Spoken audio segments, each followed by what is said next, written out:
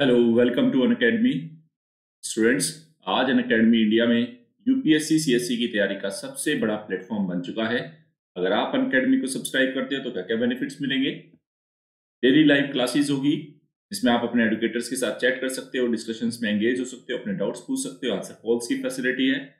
सारे के सारे कोर्स स्ट्रक्चर्ड है, चाहे यूपीएससी प्रीलिम्स हो या मेंस हो। जैसा यूपीएससी का सिलेबस रहा है, जिस हिसाब का पैटर्न रहा है, उसी हिसाब से सारे कोर्स स्ट्रक्चर किए गए। लाइव क्लास एंड टेस्ट की फैसिलिटीज है। जैसे कि आप जानते हो, अनअकैडमी पे हर महीने 2 बार अनअकैडमी कॉम्बैट का भी आयोजन किया जाता है, फ्री ऑफ कॉस्ट है। उसके साथ ही अनलिमिटेड एक्सेस है। एक बार अगर आपने अनअकैडमी को सब्सक्राइब किया 1 साल, 2 साल या 3 साल के लिए, तो मेरे साथ साथ यूपीएससी सीएससी की तैयारी कराने वाले जितने भी एडुकेटर हैं, सबके कोर्स तक फ्री ऑफ कॉस्ट एक्सेस होगी। मेरा नाम नवीन तंवर है। यूपीएससी के फील्ड में 6 ईयर टीचिंग एक्सपीरियंस है, 6 टाइम मेंस और इंटरव्यू का एक्सपीरियंस है। मंथली करंट अफेयर मैगजीन का एडिटर हूँ। ज्योग्राफी से मैंने मास्टर्स किया है। ज्योग्राफी से ही यूजीसी नेट और जेआरएफ दोनों क्वालिफाइड हूँ। मेरे साथ साथ अनअकैडमी पे आपको इंडिया के 100+ टॉप एडुकेटर से पढ़ने का मौका मिलेगा। कॉम्प्रीहेंसिवली सारे सिलेबस को डिजाइन किया गया है, चाहे पॉलिटी गवर्नेंस आईआर हो, ज्योग्राफी हो, साइंस टेक हो, एनसीईआरटीज हो, history, optional, environment and ecology, art and culture, current affair, Indian economy, practice and strategy, answer writing courses सब अवेलेबल है यहाँ पे। अगर अगर आप अनअकैडमी को सब्सक्राइब करने जा रहे हो तो प्लस और आइकॉनिक, ये आपके पास दो ऑप्शन रहेंगे। प्लस 1 महीने से लेके 3 साल तक का है, लेकिन आपको जब भी लेना है मिनिमम 1 ईयर का लेना है। 49,500 फी है, 10% का डिस्काउंट मिलेगा। अगर रेफरल कोड नवीन1 यूज करते हैं तब ये आपको 44,550 रुपी का पड़ेगा। आइकॉनिक सेकंड ऑप्शन है। आइकॉनिक क्यों बेटर है, बात कर लेते हैं। पर्सनल कोच है, daily mains question answer writing practice है, स्टडी प्लान्स है, पर्सनल फीडबैक मिलते हैं। यानी कि जो एक ऑफलाइन क्लास में आपको पूरा माहौल मिलता है, वो आइकॉनिक में है आपके पास, उससे भी बेटर है। ये 1 साल, 2 साल, 3 साल का है। साल भर की फीस 69,500 है, 10% का डिस्काउंट मिलेगा और ये 62,550 की हो जाएगी अगर रेफरल कोड नवीन1 अप्लाई करते हैं। आप अपने ऑप्शनल सब्जेक्ट को भी अनअकैडमी पे तैयार कर सकते हैं। 1 महीने से लेकर 3 साल तक का है। जब भी करना है मिनिमम 1 ईयर का करना है, 10% का डिस्काउंट मिलेगा यहाँ पे भी अगर रेफरल कोड नवीन1 यूज करते हैं। ध्यान रहे स्टूडेंट, अनअकैडमी समिट 2.0 का आयोजन हो रहा है, जो एक ऐसी समिट है जो आपकी यूपीएससी सीएससी की तैयारी को पूरा का पूरा ट्रांसफॉर्म कर देगी। 2 दिन आयोजन होगा इसका, 30 और 31 तारीख को। विशेषता क्या है इसमें, बहुत सारे इंडिया के एमिनेंट अपने अपने फील्ड के एक्सपर्ट्स स्पीकर्स होंगे। आप सभी देख सकते हैं इंडिया के सारे स्पीकर्स कितने एमिनेंट स्पीकर्स है। सबके सब पी चिदम्बरम साहब है, कपिल सिब्बल है, कैलाश सत्यार्थी, दुर्गा शक्ति नागपाल, अशोक खेमका, उसके साथ हरभजन सिंह, अजीत रनाडे, कुमार विश्वास, अनिल स्वरूप, प्रवीण काशवान, ये सब आपको एक मोटिवेटर की तरह, एक स्पीकर की तरह, ये आपको यूपीएससी सीएससी के फील्ड में एक्सेल करने में आपको हेल्प करेंगे। 2 दिन का ये समिट है। 70 स्पीकर्स होंगे, 20 टॉक्स एंड डिस्कशंस होंगे, हैंड्स ऑन वर्कशॉप होंगे 32। उसके साथ ही 31 जनवरी इस संडे के दिन अनअकैडमी कॉम्बैट का आयोजन होगा 11 बजे। उसमें एनरोल कराने के लिए रेफरल कोड नवीन1 का यूज करें। 7 फरवरी को सेकंड कॉम्बैट होगा, वो एक और मतलब फरवरी वाला फर्स्ट कॉम्बैट 7 फरवरी को होगा। नवीन1 रेफरल कोड करके अप्लाई कर सकते हैं। इसका फॉर्मेट रहेगा, टॉप 3 जो रैंकर्स होंगे उनको 3 महीने का अनअकैडमी सब्सक्रिप्शन फ्री मिलेगा जीएस का प्लस वाला, और 4 से जो 150 रैंक होगी उनको ₹1000 के गिफ्ट वाउचर्स मिलेंगे। 1 साल, 2 साल और 3 साल की तैयारी के लिए, और उसके साथ साथ एनसीईआरटी पे स्पेशल बैचेस ये सब शुरू हो रहे हैं। वीकेंड बैचेस शुरू हो रहे हैं अनअकैडमी से, देख सकते हैं। 1 साल वाले बैच 1 फरवरी से, 2 साल वाला 1 फरवरी से। उसके साथ यूपीएससी सीएससी जिनको 2021 में देना है उनके लिए भी, और प्रीलिम्स के 1 फरवरी से और 6 फरवरी से वीकेंड बैचेस शुरू हो रहे हैं। 31 जनवरी से पहले आप आइकॉनिक को सब्सक्राइब कर ले, अदरवाइज उसके बाद उसके रेट हाइक हो जाएंगे। अनअकैडमी आपके सामने कॉम्बो ऑफर लेके आया है, जिसमें आप अपने ऑप्शनल को प्लस के साथ, ऑप्शनल को आइकॉनिक के साथ या ऑप्शनल को प्लस के साथ सब्सक्राइब कर सकते हैं। 1 साल, 2 साल, 3 साल का ऑप्शन है। यहाँ पे रेफरल कोड नवीन1 अप्लाई करेंगे तो यहाँ भी आपको 10% का डिस्काउंट मिलेगा। तो अगर आपको 10% का डिस्काउंट चाहिए और मेरी मेंटरशिप चाहिए तो रेफरल कोड है नवीन1। आज का जो हमारा टॉपिक है स्टूडेंट, वो है मॉनसून। देखो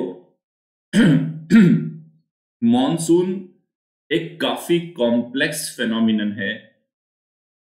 अक्सर हमें ये लगता है कि मॉनसून पवनों को लेके देखो आज तक एग्जैक्टली हमारे पास हम प्रिडिक्शन नहीं कर पा रहे, क्योंकि मॉनसून किसी एक सिंगल फैक्टर पे तो डिपेंड है नहीं।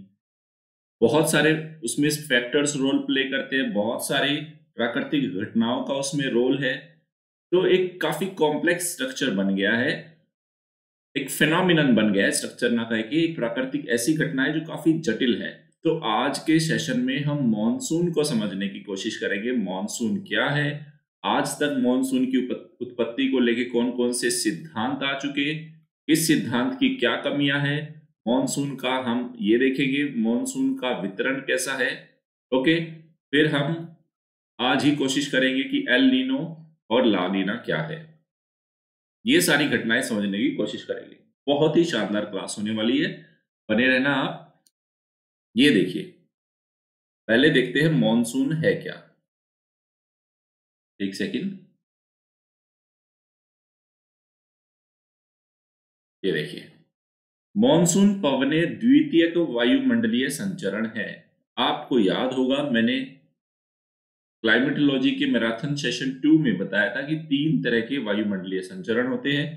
प्राथमिक या प्रिवेलिंग, जिसमें trade wind, westerlies, polar easterlies आती है। सेकेंडरी में आते हैं चक्रवात, वाताग्र, मॉनसून। तो मॉनसून सेकेंडरी क्या है, द्वितीयक वायुमंडलीय संचरण है। और टर्शरी में हमारा था लोकल विंड्स, वो हमने देखे थे। यह भारतीय उपमहाद्वीप पर मौसमी दबाव के परिवर्तन का कारण उत्पन्न होती है। जो हमारा जो सीजनल जो प्रेशर में चेंज होता है, देखो पवनों के चलने का सबसे बड़ा कारण ही क्या रहेगा, प्रेशर डिफरेंस। टेम्परेचर और प्रेशर को कभी भी मत भूलना एक साथ, है ना।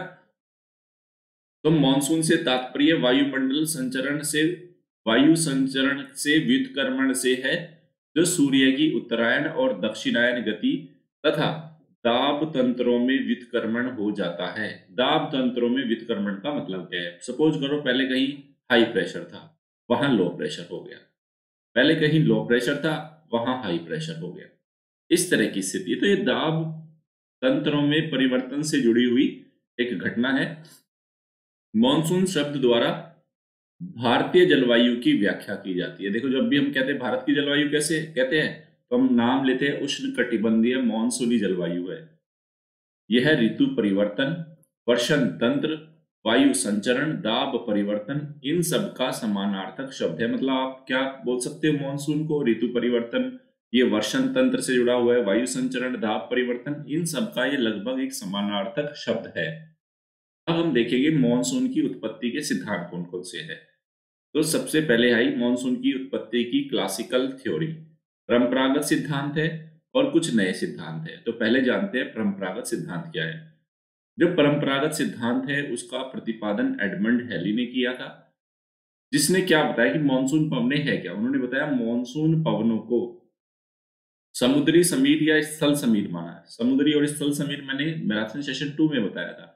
भाई सपोज करो ये समुद्र है और यहाँ पे कोई स्थल भाग है, तो इस स्थल भाग पे क्या होगा, दिन में यहाँ पे हाई टेम्परेचर तो प्रेशर लो होगा, तो दिन में यहाँ पे प्रेशर क्या है, लो है।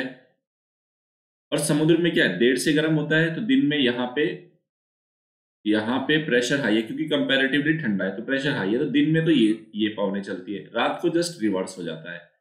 तो एडमंड हेली ने भी बोला कुछ नहीं है मानसून पवने, साल में 6 महीने, क्योंकि सूरज उत्तरायण चमकता है तो क्या होता है, वो समुद्र से स्थल की ओर चलती है, बाकी टाइम पे स्थल से समुद्र की ओर चलती है। लेकिन इतना आसान होता तो मॉनसून का प्रिडिक्शन कितना आसान होता, लेकिन ऐसा नहीं है। तो इन्होंने बोला कि ये समुद्री समीर और स्थलीय समीर है, जो भारतीय उपमहाद्वीप पर विशाल पैमाने पर मौसम के परिवर्तन के अनुसार चलती है। नई सिद्धांत क्या आया, उसके अंदर है एयर मास थ्योरी, अंत्य उष्ण कटिबंधीय अभिसरण सिद्धांत ITCZ theory, jet stream theory और मोनेक्स थ्योरी। इन सबको हम पढ़ने वाले हैं। इन सबका क्या रोल है इंडियन मॉनसून में, ये देखो। सबसे पहले देखते हैं वायु राशि सिद्धांत। 1951 में, देखो 1951 में फ्लॉन ने मॉनसून की उत्पत्ति का फर्स्ट जो साइंटिफिक एनालिसिस प्रस्तुत किया था, मिस्टर फ्लॉन ने किया था 1951 में। अब फ्लॉन साहब क्या कह रहे हैं, उन्होंने बोला कि सूर्य के उत्तरायण होने से ITCZ, ये पहले ITCZ होता क्या है मैं ये समझा देता हूँ। इसको बोलते हैं inter tropical convergence zone. Inter tropical convergence zone है स्टूडेंट ये। दरअसल है क्या, आप ट्रेड विंड जानते हो, ये ग्लोब है, ये इक्वेटर थी, यहां से 30 से 35 डिग्री से ये चल रही है ट्रेड विंड, और यहां से भी दक्षिणी गोलार्ध में भी ट्रेड विंड चलती है। तो ये ट्रेड विंड देखो नाम क्या लिखा है, इंटर ट्रॉपिकल कन्वर्जेंस। कन्वर्जेंस मतलब जहां पे दो चीजें आके मिलती है, तो जहां पे दोनों गोलार्धों की, उत्तरी और दक्षिणी गोलार्धों की ट्रेड विंड आके मिलती है, उसको हम बोलते हैं ITCZ। दरअसल क्या है, ये निम्न दाब के केंद्र होते हैं, निम्न दाब केंद्र, निम्न दाब के सेंटर होते हैं ITCZ। तो क्या कह रहा है, सूर्य के उत्तरायण होने से ITCZ भारतीय उपमहाद्वीप पर 25 डिग्री उत्तर पर स्थापित हो जाता है।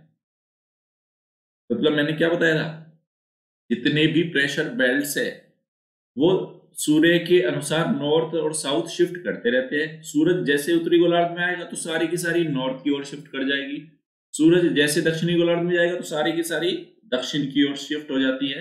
तो इसने बोला जैसे ही सूरज उत्तरायण हुआ तो ITCZ तो निम्न दाब का केंद्र है ना, सारी बेल्ट ऊपर की ओर खिसक जाएगी, तो ये खिसक कर कहाँ आ जाती है ITCZ, 25 डिग्री उत्तर पर स्थापित हो जाती है। यानी कि भारत में अगर आप देखो गंगा के मैदान पे लगभग ये जाके स्थापित हो जाती है, और दक्षिणी हिंद महासागर की समुद्री वायु राशि को आकर्षित करती है, क्योंकि ITCZ मैंने क्या बताया, निम्न दाब के सेंटर्स होते हैं। तो समुद्र से क्या है, हाई, समुद्र कंपैरेटिवली ठंडा होगा, तो वहां से उच्च दाब से समुद्र से इस ITCZ की ओर हवाएं चलने लगती है। तो ये वायु राशि सिद्धांत की बात आई। ये फ्लॉन साहब बोल रहे हैं, तो क्या कह रहे हैं ये देखो, इस शीतकाल में ITCZ क्योंकि कंपैरेटिवली थोड़ा दक्षिण में चला जाएगा, 10 से 15 डिग्री दक्षिणी गोलार्ध पे है क्योंकि सूरज चला गया दक्षिणायन, जिससे उत्तरी गोलार्ध में क्या होगा, सामान्य दशाएं बन जाएगी। अब ITCZ भारत के ऊपर नहीं है, तथा उत्तर पूर्वी व्यापारिक पवनें भारत में चलने लगेगी। तो ये स्थिति ये वाली है। देखो शीतकाल, ITCZ देखो खिसक के कहाँ गया, ये देखो ITCZ दक्षिण में चला गया, जब वो दक्षिण में चला गया तो उसको SITZ, southern inter tropical convergence zone, तो पूरा उत्तर भारत पे से वो निम्न दाब का केंद्र हट गया। तो ये देखो यहाँ पे उत्तर पूर्वी व्यापारिक पवनें चलने लगी, ये देखो भारत के ऊपर प्रभाव आ गया। यही पवनें उत्तर पूर्वी मॉनसून के रूप में भारत के कोरोमंडल तट पर वर्षा करती है। तो ये देखो, जब ये पवनें, इस वाले डायग्राम की बात कर रहा हूं, जब ये पवनें आ रही है तो देखो इस तरह से आ रही है, तो यहाँ पे कोरोमंडल तट है तो उस पर ये वर्षा करेगी। क्यों करेगी, ये देखो समुद्र के ऊपर से आ रही है, और बंगाल की खाड़ी से क्या करेगी, आर्द्रता को ग्रहण करेगी और तट पे जाके वर्षा करती है। यही कारण है कि शीतकाल में कोरोमंडल तट पे वर्षा होती है। ग्रीष्म काल में देखो उल्टा होता है। यहाँ पे देखो ग्रीष्म काल में क्या है, ITCZ उत्तरी गोलार्ध में विस्थापित हो गई, तो ये देखो, तो ये कहाँ आ गई, लगभग मध्य भारत में। तो ये देखो ये वेस्टर्ली, ये देखो जो दक्षिणी गोलार्ध की जो ट्रेड विंड है वो विषुवत रेखा को पार करके कहाँ तक आ जाती है, भारत तक पहुंच जाती है, दक्षिण पश्चिम व्यापारिक पवनों के रूप में। ये देखो, अब नेक्स्ट थ्योरी आई आपकी जेट स्ट्रीम। पीट कोटेश्वरम वैज्ञानिक थे, उन्होंने बोला तिब्बत का जो पठार है और जेट धाराएं है, जेट धाराएं हमने लास्ट सेशन में की थी, क्लाइमेटोलॉजी मैराथन सेशन 2 में जेट धाराएं पढ़ी थी हमने। तो बोल रहे तिब्बत का जो पठार है और जेट धाराओं की क्रियाविधि के आधार पर मॉनसून की व्याख्या की इन्होंने, और एक माना जाता है कि भारतीय मॉनसून की व्याख्या में एक महान उपलब्धि थी। हुआ क्या, इन्होंने बोला जो तिब्बत का जो पठार है वो 20 लाख वर्ग किलोमीटर क्षेत्र में फैला है, 4 किलोमीटर की ऊंचाई पे है, और सामान्य से अधिक सूर्य ताप का ग्रहण करता है, मतलब ज्यादा सूर्य ताप को एब्जॉर्व करता है। क्यों, क्योंकि जो इसकी चट्टाने है ना उनका एल्बिडो कम है। एल्बिडो हमने देख लिया था, एल्बिडो होती है परावर्तित, जो रिफ्लेक्ट होके वापस चला जाता है सूर्य ताप की वो मात्रा, सौर विकिरण की वो मात्रा। तो ये क्योंकि ग्रेनाइट चट्टानों का बना हुआ है तो ये ज्यादा मात्रा में सूर्यताप को एब्जॉर्ब करता है। तो ये ऊष्मा के शोषक है क्योंकि ये मुख्यतः प्री कैम्ब्रियन ग्रेनाइट नीस का बना हुआ है, तो ये चट्टाने ऊष्मा को हीट को एब्जॉर्ब करती है। तो ज्यादा इसके पास टेम्परेचर होता है तिब्बत के पठार पे। तो यह पठार ऊष्मा के अवतलन क्षेत्र यानी कि हीट सिंक जोन, ज्यादा से ज्यादा हीट को ये क्या करेगा, एब्जॉर्ब करेगा। तो इसको हीट सिंक जोन बोला हमने, जिससे यह अत्यधिक गर्म होकर विशाल निम्न दाब का केंद्र, मैंने साफ बताया था कई बार, जहां टेम्परेचर ज्यादा होगा वहां पे प्रेशर कम हो जाएगा। तो तिब्बत के पठार अगर हीट सिंक जोन बन गया है तो वहां पे क्या होगा, एक विशाल निम्न दाब के केंद्र का निर्माण होगा। ये देखो ये कुछ ऐसे है, ये तिब्बत का पठार है स्टूडेंट। कंपैरेटिवली ये क्या कर रहा है, ज्यादा गर्म है, ज्यादा हीट को एब्जॉर्ब कर रहा है, तो यहां पे बन जाएगा ये लो प्रेशर का केंद्र, हीट सिंक जोन हो गया ये। तो यहाँ लो प्रेशर है, लो प्रेशर से क्या होगा, धीरे धीरे हवाएं ऊपर की ओर उठने लगेगी और इस वैक्यूम को भरने के लिए आप देखो आसपास से ये अपनी तरफ पवनों को आकर्षित करेगा। थोड़ा एक एक करके खोलेंगे, बस अभी तो इतना याद रखो, यहाँ पे बना है लो प्रेशर का सेंटर।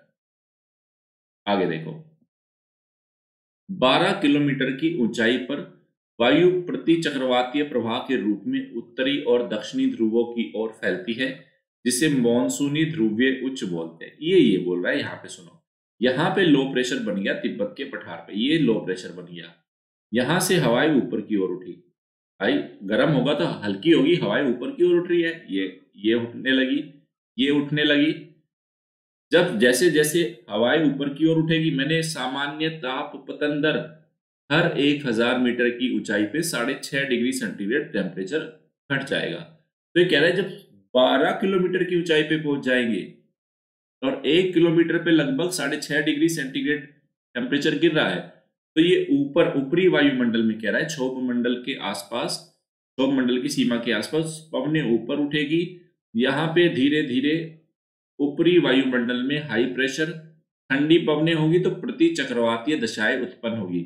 और प्रति चक्रवात में मैंने क्या बताया था, हवाएं केंद्र से बाहर की ओर चलती है, तो यहां से हवाएं चलने लगेगी, ये लो ये हवाएं चलने लगती है।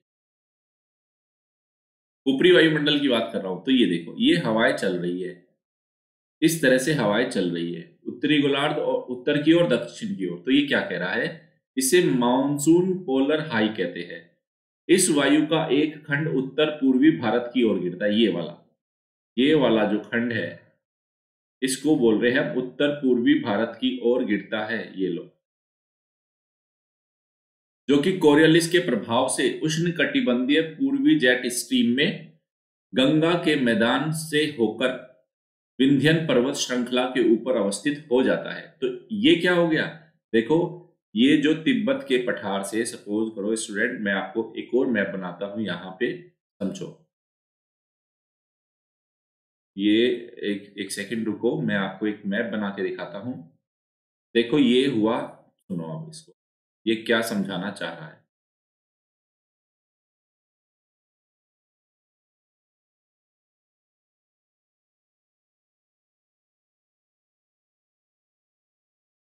ये क्या समझाना चाह रहा है, इसको समझने की कोशिश करते हैं।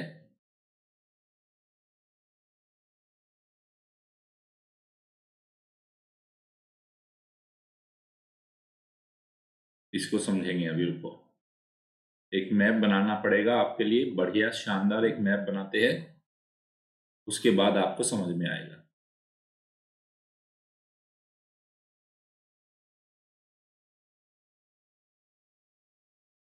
ये देखो, ये आप ये समझ के देखो, ये भारत है, थोड़ा सा मैंने इसको इसको थोड़ा दूसरे फॉर्म में बनाया है, आपका देखने का एंगल थोड़ा सा डिफरेंट हो जाए। हमने देखा यहां पे तिब्बत का पठार है स्टूडेंट, ये पूरा तिब्बत का पठार था, गर्म हो गया, गर्म हुआ तो यहां से पवने ऊपर की, लो प्रेशर बन गया, यहां से पवने ऊपर की ओर उठी, ऊपर की ओर उठी, ऊपर बन गई चक्रवातीय दशाएं, प्रति चक्रवातीय दशाएं, तो यानी कि हाई प्रेशर है। अब हाई प्रेशर में केंद्र से बाहर की ओर पवनें चलती है, केंद्र से बाहर की ओर पवनें चलती है, तो ये क्या रहा है, जो यहां से ऊपरी वायुमंडल की बात हो रही है, ये जो हाई प्रेशर से पवनें चलती है, कोरियलिस बल का प्रभाव ऐसा होता है कि ये भारत में उत्तर पूर्वी भारत से होती हुई, विंध्यन होती हुई, गंगा मैदान से होती हुई, इस तरह से एक इसका एक शाखा है, वो उत्तर पूर्व से होती हुई भारत के मध्य भारत के ऊपर यहाँ पे ये है, ये जो शाखा है। और नीचे हमारे आपने देखा होगा यहाँ पे क्या है, विंध्यन पर्वतमाला है, विंध्यन है ना, यहाँ पे फिर सतपुड़ा है, विंध्यन सतपुड़ा माला। तो ये कह रहा है उसके ऊपर से होती हुई, मध्य भारत के ऊपर से होती हुई जाती है किसकी शाखा, जो प्रति चक्रवातीय स्थिति के कारण उत्पन्न हुई जो हवाएं है, और क्योंकि ये कोरियलिस बल का इस पे इम्पैक्ट पड़ा तो क्या हुआ, पूर्व से पश्चिम की ओर चलती है। इसी को इसने बोला ट्रॉपिकल ईस्टर्ली जेट स्ट्रीम। ये है ट्रॉपिकल ईस्टर्ली जेट स्ट्रीम। सामान्य तो जेट स्ट्रीम क्या थी, पश्चिम से पूर्व की ओर चलती है, लेकिन क्योंकि ये इंस्टेंट कुछ ही महीनों के लिए डेवलप होती है जब ऐसी दशाएं पैदा होती है, तो ये है ट्रॉपिकल ईस्टर्ली जेट स्ट्रीम। यहां पे सुनो अब दोबारा से क्या कह रहा है, ये देखो 12 किलोमीटर की ऊंचाई पर प्रति चक्रवातीय प्रवाह के रूप में उत्तरी और दक्षिणी ध्रुवों की ओर फैलती है हवाएं, जिसे मॉनसून पोलर हाई कहते हैं। वायु का एक खंड उत्तर पूर्वी भारत की ओर गिरता है, जो कोरियलिस के प्रभाव से उष्णकटिबंधीय पूर्वी जेट स्ट्रीम के रूप में गंगा के मैदान से होकर विंध्यन पर्वत के श्रृंग के ऊपर अवस्थित हो जाता है। इसी जेट धारा की उपस्थिति ही भारत में मॉनसून के आगमन का सूचक होती है। फिर से देखो, यहां से हवाएं ऊपर उठी, हाई प्रेशर बना, ये इस तरीके से एक जेट स्ट्रीम भारत के ऊपर स्थापित हो जाती है। इसी जेट स्ट्रीम को हमने बोला ट्रॉपिकल ईस्टर्ली जेट स्ट्रीम। अगर ये जेट स्ट्रीम डेवलप हो गई, समझो कि मानसून का आगमन होने वाला है, मानसून के आगमन की ये सूचक है। फिर मोनेक्स साहब, एक मोनेक्स थ्योरी आई। मोनेक्स का मतलब क्या है, मॉनसून एक्सप्लोरेशन। इसको कंबाइंड करके हमने बोला मोनेक्स। तो मॉनसून का मॉन ले लिया, एक्सप्लोरेशन का एक्स ले लिया, तो हो गया ये मोनेक्स। ये मोनेक्स क्या है, मोनेक्स थ्योरी क्या कहा, 1973 में भारत और रूस के जो एक जॉइंट वेंचर था, इसमें कुछ नवीन तथ्य सामने आए, जिससे कि जो पी कोटेश्वरम का जो जेट स्ट्रीम थ्योरी है उसको समर्थन मिला। तो तिब्बत का पठार और जेट स्ट्रीम का भारतीय मॉनसून में योगदान सिद्ध हुआ। पता चला कि तिब्बत के पठार का भी रोल है और मॉनसून उसका भी, जेट स्ट्रीम का भी रोल है। और मॉनसून की क्रियाविधि पर बहुत सारे फैक्ट्स सामने निकल के आए मोनेक्स एक्सप्लोरेशन, मोनेक्स के जरिए, मॉनसून एक्सप्लोरेशन के जरिए। और इस प्रकार मॉनसून की व्याख्या एक संश्लेषित सिद्धांत के द्वारा की जा सकती है। मतलब अब इतनी सारी स्टडीज हो गई, उससे ये पता चला अगर मॉनसून को पढ़ना है तो हमें ITCZ के बारे में भी पता होना चाहिए, हमें तिब्बत के पठार का क्या रोल है उसका भी पता होना चाहिए, उसके साथ साथ जेट स्ट्रीम क्या रोल प्ले कर रही है, ये सारी स्थितियां इसमें रोल प्ले करेगी।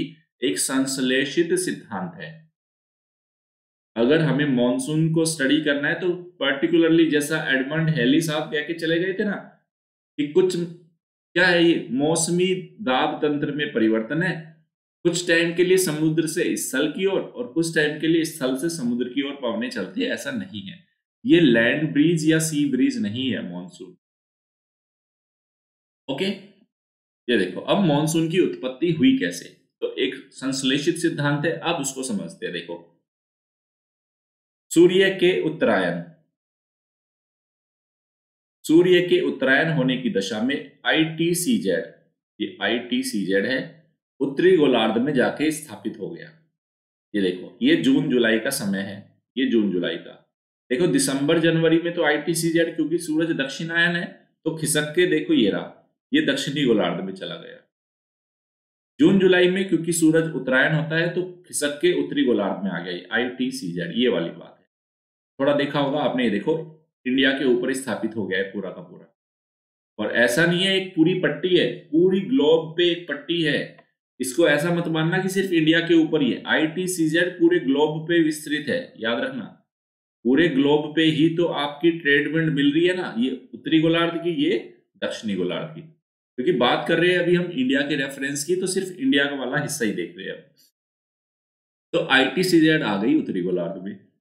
और सूर्य ताप के कारण, क्योंकि गर्मी है, जून जुलाई है, तो राजस्थान में उत्पन्न होने वाला निम्न दाब, टेम्परेचर ज्यादा है, लो प्रेशर बन गया राजस्थान में, तो राजस्थान में उत्पन्न होने वाला निम्न दाब फैलकर संपूर्ण गंगा के मैदान पर फैल जाता है, अर्थात वृत्तीय समदाब रेखाएं दीर्घ वृत्तीय हो जाती। मतलब यहां पे देखो, ये देखने की कोशिश करो, ये वाले मैप की बात कर रहा हूं, ये राजस्थान है, तो यहाँ पे धीरे धीरे टेम्परेचर बढ़ा तो पूरा गंगा के मैदान पे ये क्या हो जाता है, पूरा निम्न दाब का क्षेत्र हो जाता है, और जो समदाब रेखाएं क्या हो जाती है, वो दीर्घ वृत्तीय हो जाती है।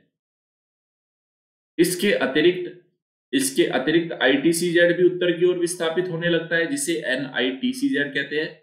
इस प्रकार गंगा के मैदान और उत्तर पश्चिमी भारत में विशाल मात्रा में वायु ऊपर उठने लगती है। भाई पूरा गंगा के मैदान पर निम्न दाब का केंद्र बन गया, लो प्रेशर है, हवाएं ऊपर की ओर उठने लगी यहां से भी, और यह वायु विषुवत रेखा को पार करके मेडागास्कर के पूर्व में मैस्करनीज द्वीप के चारों ओर गिरती है। तो ये जो हवाएं उठ रही है, ये उठ के कहाँ गिर रही है, यहाँ पे मेडागास्कर के पूर्व में, ये उठी यहां से, ये हवाएं गिरी मेडागास्कर के पूर्व में, कहां पे, मैस्करनीज द्वीप के चारों ओर, जिससे मैस्करनीज पे उच्च दाब का केंद्र बन जाता है।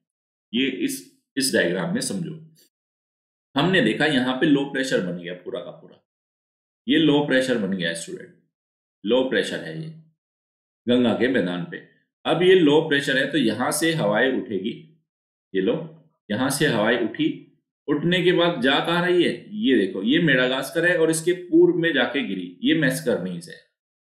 यहां से हवाएं उठी, मेडागास्कर के पूर्व में मैस्करनीज पे जाके गिरी, हवाएं उठी, मैस्करनीज पे जाके गिरी। तो मैस्करनीज पे हवाएं क्या हो रही है, उनका अवतलन हो रहा है, तो मैस्करनीज पे क्या हो जाएगा, हाई प्रेशर। समझते रहना, हमने बोला ना मॉनसून की उत्पत्ति की व्याख्या एक कॉम्प्लेक्स थ्योरी के आधार पे करेंगे। अभी तक हम सिंथेसिस थ्योरी होगी, एक जटिल व्याख्या है, बहुत सारे फैक्टर रोल प्ले कर रहे हैं। हमने तिब्बत के पठार को देख लिया, ट्रॉपिकल ईस्टर्ली जेट स्ट्रीम भी देख चुके, ITCZ को भी देख चुके, अब कुछ और भी कारक है जो जिनका रोल है। अभी हमने देखा मैस्करनीज हाई पिक्चर में आ गया, क्यों आया, पूरे गंगा के मैदान से क्या हो रहा था, यहां से लो प्रेशर बना, हवाएं गर्म हुई, ऊपर की ओर उठी, ऊपर की ओर उठी जाएगी ना, तो एक जो उसकी शाखा है कहां गिरने लगी, ये देखो मैस्करनीज हाई पे। ओके, अब देखो ये यहां पे क्या रोल हो रहा है। ऑस्ट्रेलिया की जो मरुभूमि है, ऑस्ट्रेलिया में डेजर्ट है, लेकिन अब क्योंकि उत्तरी गोलार्ध में सूरज चमक रहा है तो दक्षिणी गोलार्ध में टेम्परेचर घटेगा, तो ऑस्ट्रेलिया के ऊपर उच्च दाब हो जाएगा क्योंकि सर्दी का समय है। तो ऑस्ट्रेलिया की मरुभूमि, इसी इमेज में देखो, इसी इमेज के अंदर देखो, ये ऑस्ट्रेलिया है, ये ऑस्ट्रेलिया है, ऑस्ट्रेलिया पे भी क्या बन गया, हाई प्रेशर बन गया, तो दाब बढ़कर 1043 मिलीबार हो जाता है, जिससे दक्षिण पूर्वी व्यापारिक पवनों को और ज्यादा गति मिलती है। भाई दक्षिणी पूर्वी व्यापारिक पवनें तो साल भर चल रही है ना, ये उत्तर वाली चल रही है विषुवत रेखा के, ये दक्षिण वाली चल रही है, ये तो रेगुलर चली रही है ना। तो अगर यहाँ पे ऑस्ट्रेलिया पे हाई प्रेशर और ज्यादा मजबूत हो जाता है तो इनको और ज्यादा तेजी से धकेलेगी वो, तो ये पवनें ITCZ के उत्तर की ओर विस्थापन के साथ ही विषुवत रेखा को पार कर जाती है। अब क्योंकि प्रेशर बेल्ट उत्तर की ओर खिसक गई उत्तरायण के समय, तो ये इसको क्रॉस करके, ये लो, ये क्रॉस करके विषुवत रेखा को पार करने लगती है। ये सारी व्यापारिक पवनें विषुवत रेखा को पार करती है और सोमालिया के तट के पास मैस्करनीज उच्च दाब के प्रवाह, और हमने देखा यहाँ पे जो मेडागास्कर था उसी के पास था मैस्करनीज हाई, एक हाई प्रेशर ये बना हुआ था।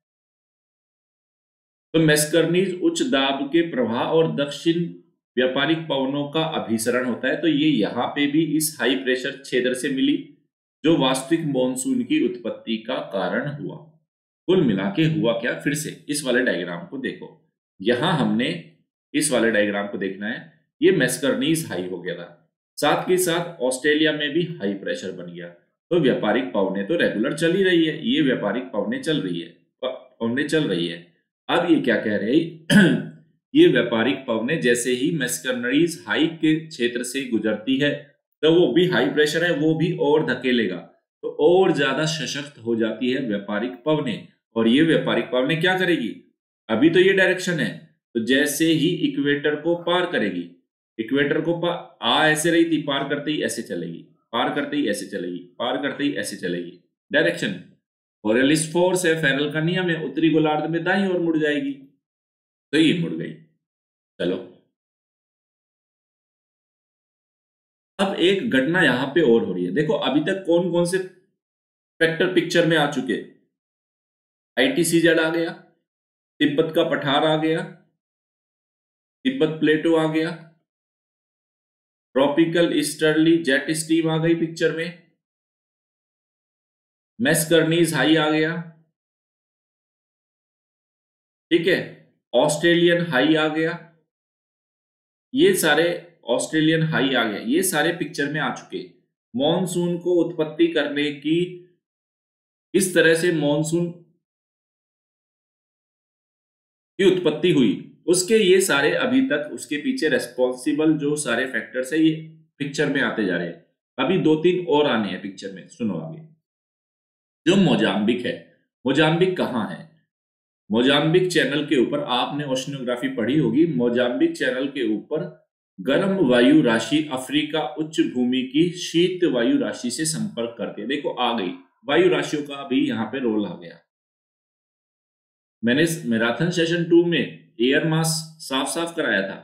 तो वायु राशि जो अफ्रीका की उच्च भूमि की शीत वायु राशि, मोजाम्बिक चैनल के ऊपर गर्म वायु राशि, तो दोनों में टेम्परेचर डिफरेंस हुआ, तो दो वायु राशि के बीच में क्या बनेगा, फिर दो वायु राशि के बीच में विपरीत स्वभाव वाली दो वायु राशि है, आपस में जैसे आएगी, फ्रंट की सिचुएशन बनेगी, तो तापीय विरोधाभास पैदा होगा, जिससे 1 से 1.5 किलोमीटर की ऊंचाई पे क्या बनेगा, वहां पे फिंडलेटर जेट स्ट्रीम। ये लो, तो विरोधी, कल भी हमने देखा था, जब दो विपरीत स्वभाव वाली वायु राशियां एक दूसरे के आमने सामने आती है, एक इधर से एक इधर से, एक दूसरे के क्षेत्र में घुसने का प्रयास करती है, शीत वाली उष्ण के, उष्ण वाली शीत के, तो वहां पे भी, अगर कल आपको याद हो रॉसबी वेव्स देखा था हमने, रॉसबी वेव्स, और रॉसबी वेव्स के अंदर जेट स्ट्रीम था।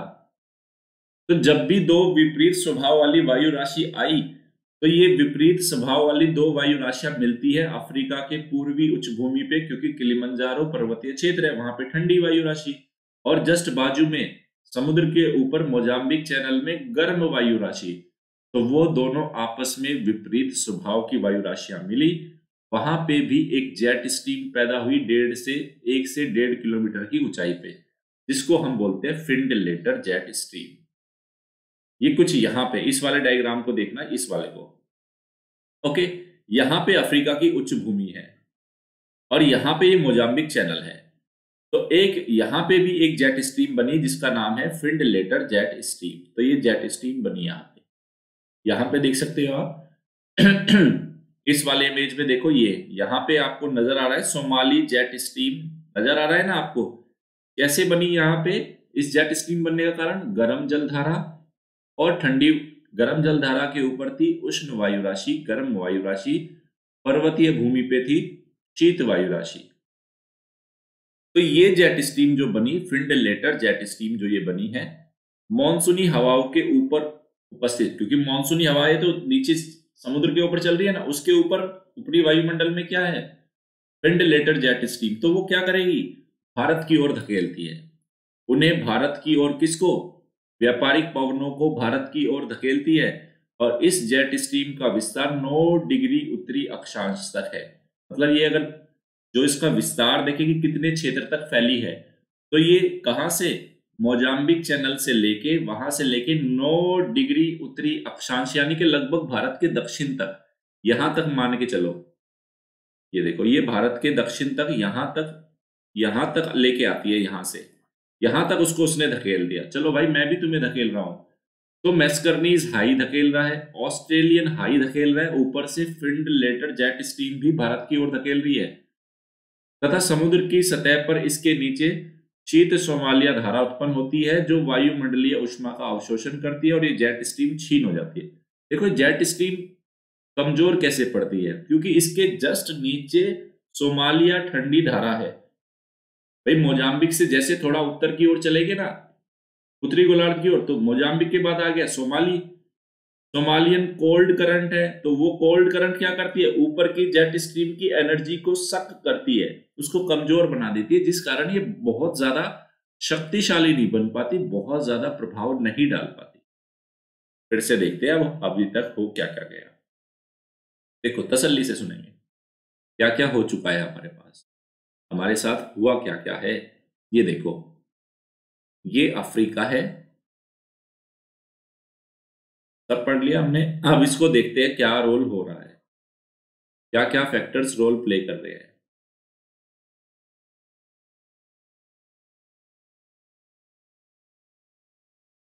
ये इंडिया है,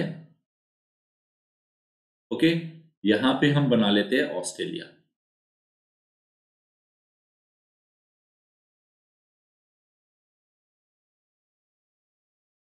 अभी हुआ क्या, सबसे पहले हम देखते हैं गंगा के मैदान पे निम्न दाब का केंद्र बन गया था, लो प्रेशर। यहां से हवाएं उठी, यहां पे ये मेडागास्कर है, ये है मेडागास्कर। इसके मेडागास्कर के पूर्व में है मैस्करनीज द्वीप है, मैस्करनीज है ये, मैस्करनीज द्वीप है। तो ये यहां से गंगा के मैदान से हवाएं उठती है, यहां पे आके गिरने लगती है। ये हवाएं उठी, यहां पे आके गिरी, ये हवाएं उठी, यहां पे आके गिरी। तो यहां पे आके गिर रही है, तो क्या बन गया यहां पे, हाई प्रेशर। अब क्योंकि सूरज उत्तरायण है, ग्रीष्म ऋतु की बात कर रहे हैं जून जुलाई में, तो ऑस्ट्रेलिया क्योंकि दक्षिणी गोलार्ध में, तो वहां शीत ऋतु आ गई। तो यहां ऑस्ट्रेलिया के ऊपर, ऑस्ट्रेलियन डेजर्ट के ऊपर बन गया हाई प्रेशर। लेकिन हमें यह भी नहीं भूलना चाहिए कि यहां से जारी है ये विषुवत रेखा, ये लगभग जारी है विषुवत रेखा, इक्वेटर जारी है 0 डिग्री। तो इसका मतलब ट्रेड विंड तो साल भर चली रही है ना, ये हमारी ट्रेड विंड तो चलती जा रही है, ये ट्रेड विंड तो चलेगी, ट्रेड विंड चलेगी, ये ट्रेड विंड चलेगी। दक्षिणी पूर्वी व्यापारिक पवनें ये तो चलनी है, ये तो चलती जा रही है, ये चलती ही जा रही है, ये तो चलती रहेगी। अब जैसे जैसे ये ट्रेड विंड ऑस्ट्रेलिया के ऊपर से जा रही है यहाँ के हाई प्रेशर तक, ऑलरेडी वहां पे हाई प्रेशर है, हाई प्रेशर तो बाहर की ओर धकेलता है, तो इनको और तेजी से धकेलता है। जैसे मैस्कर्नीज के हाई के ऊपर से जाएगी, वो भी इसको ऊपर की ओर धकेल रहा है। फिर एक नया जो यहाँ पे नई सिचुएशन जो बनी है स्टूडेंट, उसको समझने की कोशिश करते हैं। ये मोजाम्बिक चैनल है, इसको हम जो बीच में है इसको बोलते हैं मोजाम्बिक चैनल, मोजाम्बिक चैनल है। यहां पे गर्म जलधारा बह रही है, गर्म जलधारा बह रही है तो उष्ण वायु राशि पैदा होगी। इस मोजाम्बिक चैनल के इधर यहाँ पे अफ्रीका के माउंटेन्स है, किलिमंजारो, याद होगा आपने नाम सुना होगा। तो यहाँ पे जो वायु राशि है वो क्या है, ठंडी वायु राशि है। यहाँ पे जो वायु राशि है, यहाँ पे है गर्म वायु राशि, ये गर्म वायु राशि, ये यहाँ पे है ठंडी वायु राशि। तो दो अलग स्वभाव की वायु राशियां हुई, तो यहाँ पे भी एक जेट स्ट्रीम पैदा हो गई, ये हो गई एक जेट स्ट्रीम पैदा हुई। इस जेट स्ट्रीम का नाम है, ये लो, ये फिंड लेटर जेट स्ट्रीम है। इस जेट स्ट्रीम का नाम है, इसकी डायरेक्शन ये है, नाम है फिंड लेटर जेट स्ट्रीम।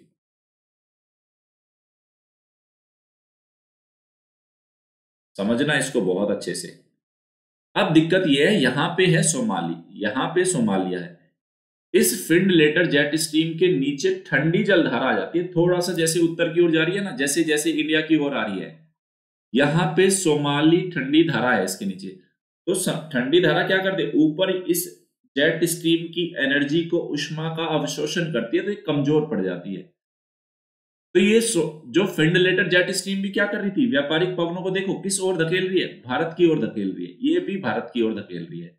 तो मैस्कर्नीज हाई भी ऑस्ट्रेलियन हाई भी और इधर फिंडलेटर जेट स्ट्रीम भी, ये भी सब किसको, व्यापारिक पवनों को तेजी से भारत की ओर धकेल रही है। और यही वो व्यापारिक पवनें हैं स्टूडेंट, क्योंकि ये समुद्र के ऊपर से चल रही, ये सबका सब इंडियन ओशन है, सबका सब इंडियन ओशन है। तो जितनी ज्यादा मजबूत ये व्यापारिक पवनें होगी, उतनी ही तेजी से समुद्र के ऊपर से ये गुजरेगी, उतनी जितनी ज्यादा प्रबल होगी भारतीय मॉनसून के, उतने ज्यादा मजबूत होने के, अच्छी बारिश होने का सारे के सारे पीछे के फैक्टर्स यही सब है। इसके साथ साथ वो भी मत भूलना ITCZ भी है अभी, क्योंकि ये एक बार के में बहुत सारी चीजें नहीं दिखा सकता ना, ITCZ भी है। उसके साथ साथ तिब्बत के पठार का रोल भी था, वो फिंडलेटर, वो ऊपर हमने ट्रॉपिकल स्टर्ली जेट स्ट्रीम, इसको भी मत भूलना। ये ट्रॉपिकल स्टर्ली जो जेट स्ट्रीम थी भारत के ऊपर से जारी थी, अभी उसका भी रोल आएगा, सारे एक साथ पिक्चर में आ जाएगी अभी। ओके, अब आगे की कहानी देखते हैं। चलो ये देखते हैं अब, फिर ये क्या बोल रहा है, ये देखो, अफ्रीका की पूर्वी उच्च भूमि, हमने देखा अफ्रीका की पूर्वी उच्च भूमि अभिसरण करती हुई वायु को उत्तरी हिंद महासागर की ओर डायरेक्शन करती है, धकेलती है, ठीक है। इस प्रकार मॉनसून की उत्पत्ति दक्षिण पूर्वी व्यापारिक पवनों, मैस्कर्नीज प्रवाह या मैस्कर्नीज जो हाई था उसके अभिसरण से, और जेट फिंडलेटर जेट स्ट्रीम, इन सब के द्वारा उसकी दिशा निर्देश तय होती है, ये देख चुके। अब ये पवने 44 से 66 डिग्री देशांतर, देशांतर की बात कर रहे हैं इनकी, जो नॉर्थ से साउथ चल रहे हैं, उनके मध्य विषुवत रेखा को काटती हुई भारत की ओर प्रवेश करती है, जहां कोरियलिस बल के प्रभाव से दाहिनी ओर विस्थापित होकर दक्षिण पश्चिमी मॉनसून, जैसे ही इंडिया में आएगी, दाहिनी दक्षिणी गोलार्ध से जैसे उत्तरी गोलार्ध में आ रही है, दाई ओर विस्थापित हो जाएगी। ओके, और कौन से देशांतरों के बीच, 44 से 66 डिग्री देशांतर के बीच।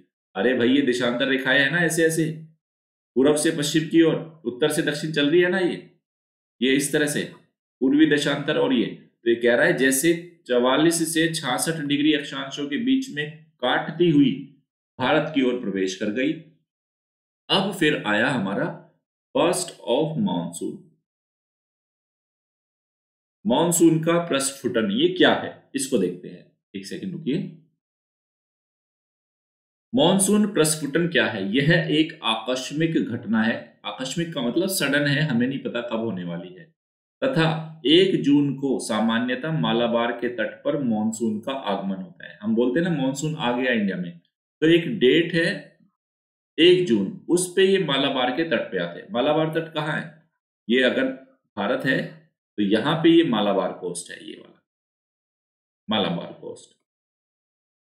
तो हमने माना है कि 1 जून को यहाँ पे मॉनसून का आगमन होता है। तड़ित झंझा, घने बादल, बरसात और दक्षिणी पश्चिमी मॉनसूनी पवनें 3 से 4 डिग्री के बीच में टेम्परेचर को गिरा देती है, और ये सारी स्थिति को हम बोलते हैं भैया मॉनसून आ गया। कैसे पता चलेगा जून में कि मॉनसून आ गया, घने बादल होंगे, बिजली तेजी से तूफान होंगे, बिजली चमकेगी, बारिश होगी, और टेम्परेचर 3 से 4 डिग्री सेंटीग्रेड अचानक से गिर जाता है।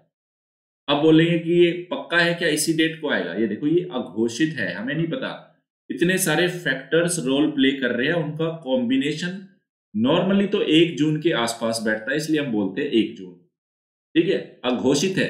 और मॉनसून के आगमन की एक ये पूर्व घटना है कि मॉनसून आ चुका, आप भैया तैयार रहो।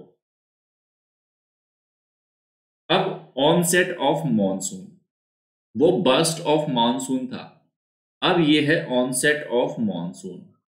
मालाबार के तट पर 1 जून, लेकिन श्रीलंका, अंडमान निकोबार, अराकान योमा पर ये 25 मई तक मॉनसूनी हवाएं आ जाती है। भाई मालाबार कोस्ट तो ये है, लेकिन इसके नीचे श्रीलंका और अंडमान निकोबार तो और भी थोड़ा दक्षिण में है, तो वहां पे और 4-5 दिन पहले मॉनसूनी हवाओं का प्रवेश हो जाता है, जैसे ही ये कन्याकुमारी से टकराती है। ये देखो ये इस तरह से, जैसे यहां कन्याकुमारी से टकराएगी, ये पवने आ रही है तो 2 शाखाओं में बट जाएगी, एक शाखा इस ओर जाएगी, एक इस ओर। इधर जो शाखा जा रही है उसको हम बोलते हैं पवनों की अरब सागर अरब सागर शाखा, ये होगी हमारी बंगाल की खाड़ी की शाखा। चलो, तो अरब सागर की शाखा, बंगाल की खाड़ी की शाखा, इन दो शाखाओं में बट गई।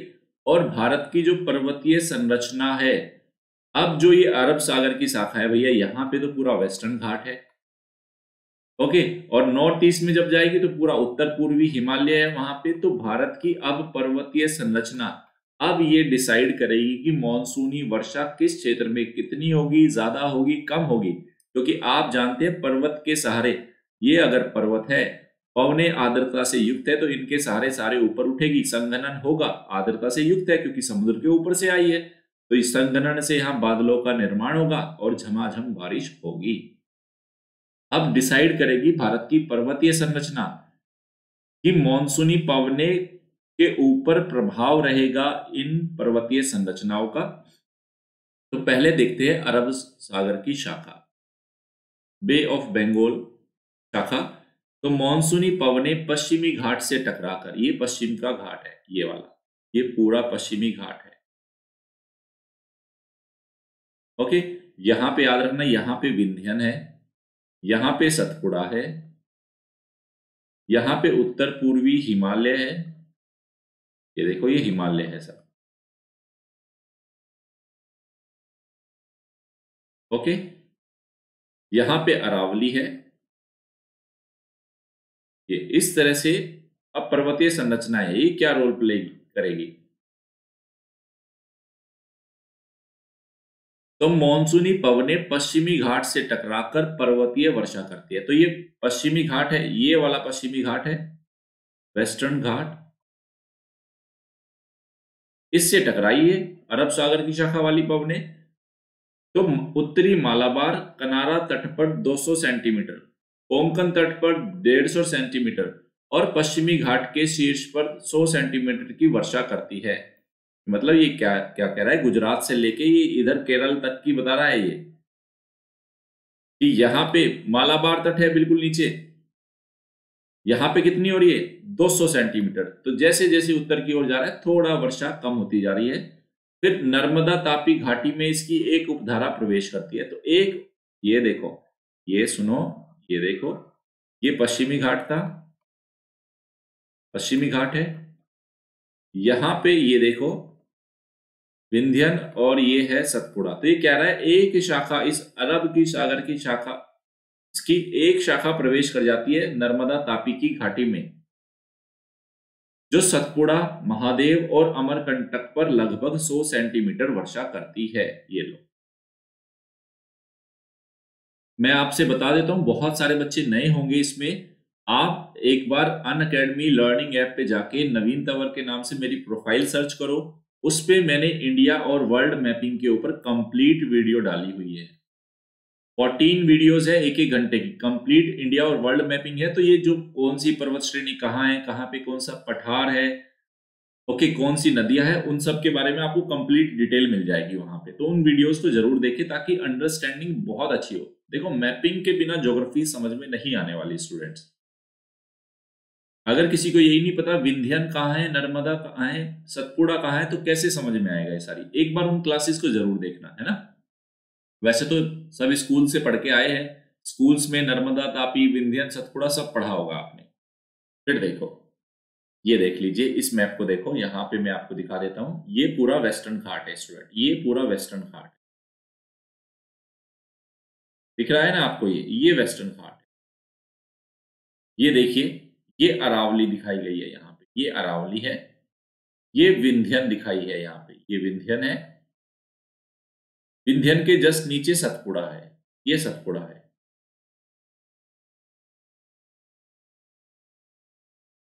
ये लो, ओके, और यहां से आ रही है ये अरब सागर की शाखा। तो ये क्या कह रहा है, अब ये जो माउंटेन है, ये जो पश्चिमी घाट है, जो पर्वत है, इसमें क्या बीच बीच में गैप्स भी तो है। तो ये क्या होगा, ये देखो, ये ऐसे प्रवेश कर जाएगी और यहाँ पे जो सतपुड़ा, महादेव, मेकाल है, वहां पे जाके बरसात करती है। अब ये है अरावली। अब देखो, अरावली तो लगभग क्या पड़ गया, पैरेलल पड़ गया, इसके समानांतर, तो जहां अरावली से जाके सीधा टकराएगी तो वहां तो पर्वतीय वर्षा हो जाएगी।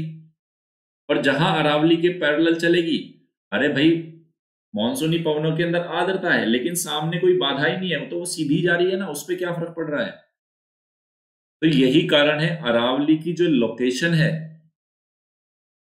वो डिसाइड कर रही है कि क्यों अरावली पर्वतमाला के पैरेलल निकल गई। इसी वजह से राजस्थान में इतनी ज्यादा बरसात नहीं हो पा रही। तो देखो काठियावाड़ पर 60 से 65, माउंट आबू पर 80 सेंटीमीटर, क्योंकि माउंट आबू राजस्थान में है, सिरोही डिस्ट्रिक्ट के अंदर राजस्थान के, वो उसके जो इन मानसूनी पवनों के वो समानांतर ना पड़कर उनके सामने पड़ता है। तो ये सामने पड़ा और ये आई और ये यहां पे माउंट आबू से टकरा गई, ठीक है।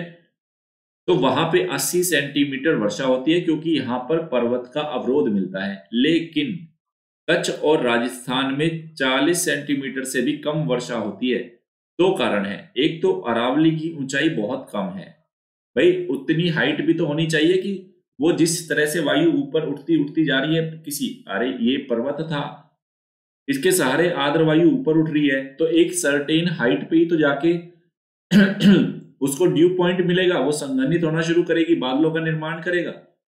अगर वो उतनी हाइट का पर्वत नहीं है तो कैसे होगा, वो संघनन नहीं हो पाएगा, बादल का निर्माण नहीं हो पाएगा, तो बरसात भी नहीं हो पाएगी। तो दो कारण होंगे क्या, एक तो अरावली की ऊंचाई कम हो गई, दूसरा अरब सागर की धारा के समानांतर है अरावली, दोनों ही कारण हो गए। भाई कुछ कुछ हिस्सों में अगर वो समानांतर भी नहीं है तो वहां पे फिर उतनी हाइट भी नहीं है स्टूडेंट अरावली की वर्षा हो पाए।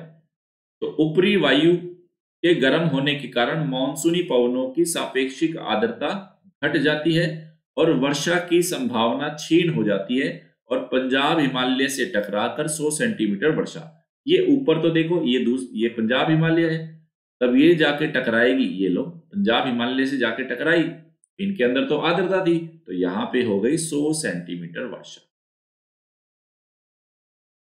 आगे चलते हैं, दूसरी आई हमारी बंगाल की खाड़ी की शाखा।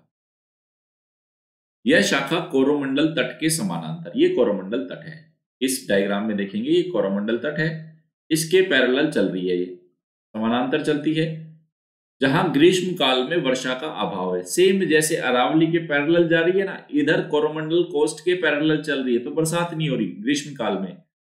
तो बंगाल की खाड़ी से आर्द्रता ग्रहण कर लेती है और अराकान योमा, ये देखो, ये मैं आपको दिखा देता हूं, ये पूरा हिमालय है,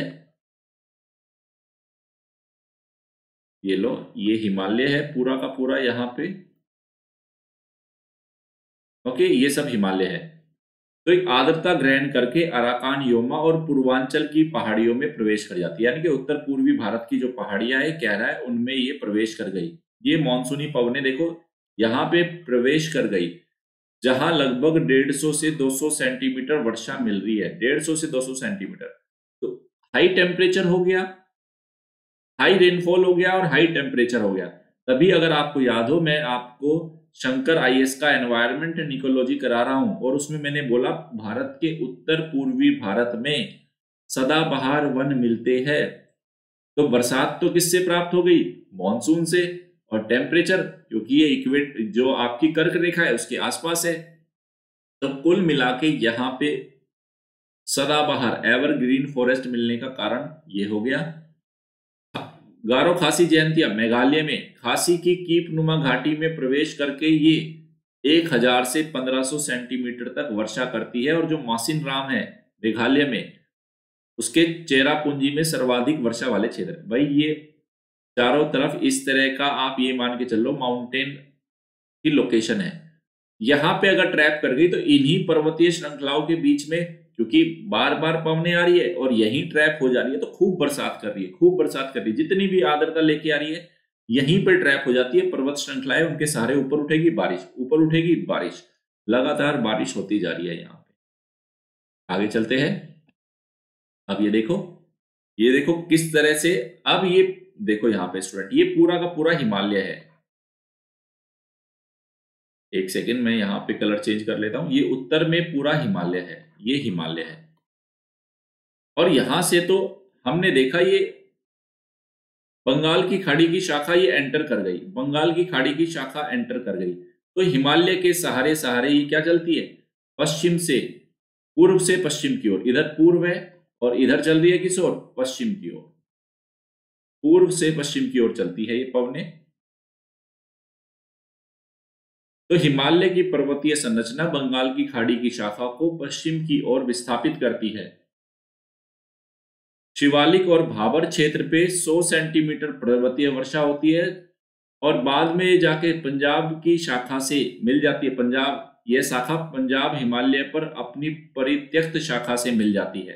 तो देखो ये वाली तो आके यहाँ आ रही थी पंजाब से, ये अरब सागर वाली, और इधर से ये बंगाली खाड़ी वाली भी आ गई, तो ये दोनों आके कहाँ मिलती है, पंजाब हिमालय में। पंजाब हिमालय में कौन सी, अरब सागर की शाखा और बंगाल की खाड़ी की शाखा दोनों मिल जाती है। और दक्षिणी पठारी पर वृष्टि छाया क्षेत्र बनता है। वृष्टि छाया क्षेत्र मैं आपको कई बार बता चुका। देखो ये माउंटेन है, ओके, इधर से आर्द्रता युक्त पवने आई, इन्होंने इस साइड बादलों का निर्माण हुआ, बरसात होगी, इस साइड क्या हुआ, ये उतरती है तो इनके अंदर आर्द्रता तो है नहीं, तो उष्ण और शुष्क होती है, तो इस वाले क्षेत्र को बोलते हैं वृष्टि छाया। अब हुआ क्या, ये पूरा वेस्टर्न घाट था, ये वेस्टर्न घाट था, तो यहां से अरेबियन सी से तो पवने आई, यहां पे बादलों का निर्माण हुआ, बारिश हुआ, लेकिन जब इसके पूर्वी और उतरती है, ये पूर्वी ढालों पे उतरती है, तो इनके अंदर आर्द्रता नहीं है, तो यहां पे बना वृष्टि छाया क्षेत्र। तो यही बोल रहा है कि दक्षिण के पठारों पर वृष्टि छाया क्षेत्र बन जाता है, यहां पे रेन शेडो एरिया है, रेन नहीं होती। यहां पे देख सकते हैं, मैं एक बार दूसरी तरीके से दिखाने की कोशिश करता हूं इसी मैप में। ये देखो ये पूरा पश्चिमी घाट है, ये देखो पश्चिमी घाट है स्टूडेंट, है ना, ये पश्चिमी घाट है।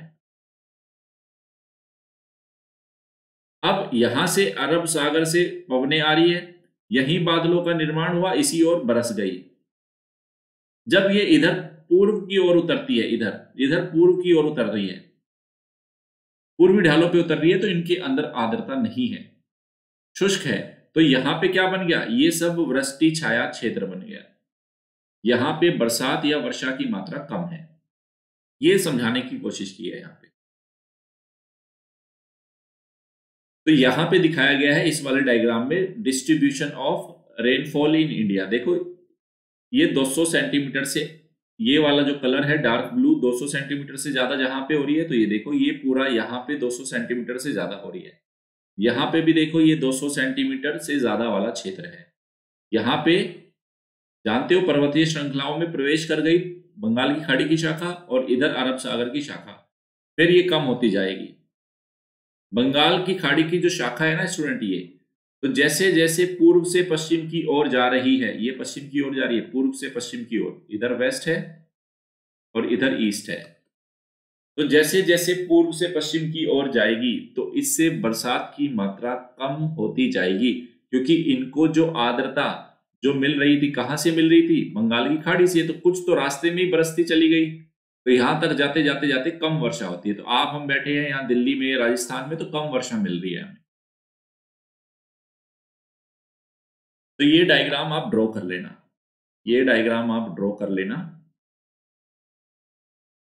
फिर मॉनसून से संबंधित बरसात देखते हैं कि कहां कितनी बरसात होने वाली है, उसको और कौन कौन से फैक्टर रोल प्ले कर रहे हैं। तो सबसे पहले देखते हैं ITCZ, ये 25 डिग्री अक्षांशों पर अवस्थित है, ये देखो ये ITCZ है, और ये अक्षांश कौन से है हमारे, 25 डिग्री नॉर्थ, सूरज उत्तरायण हो चुका, ये 25 डिग्री नॉर्थ पे आ गया ITCZ। और हमने क्या देखा था, ITCZ तो निम्न दाब का केंद्र है, हवाओं को अपनी ओर खींचेगा, तो ये महाशय तो बैठे हैं पूरा उत्तर भारत में,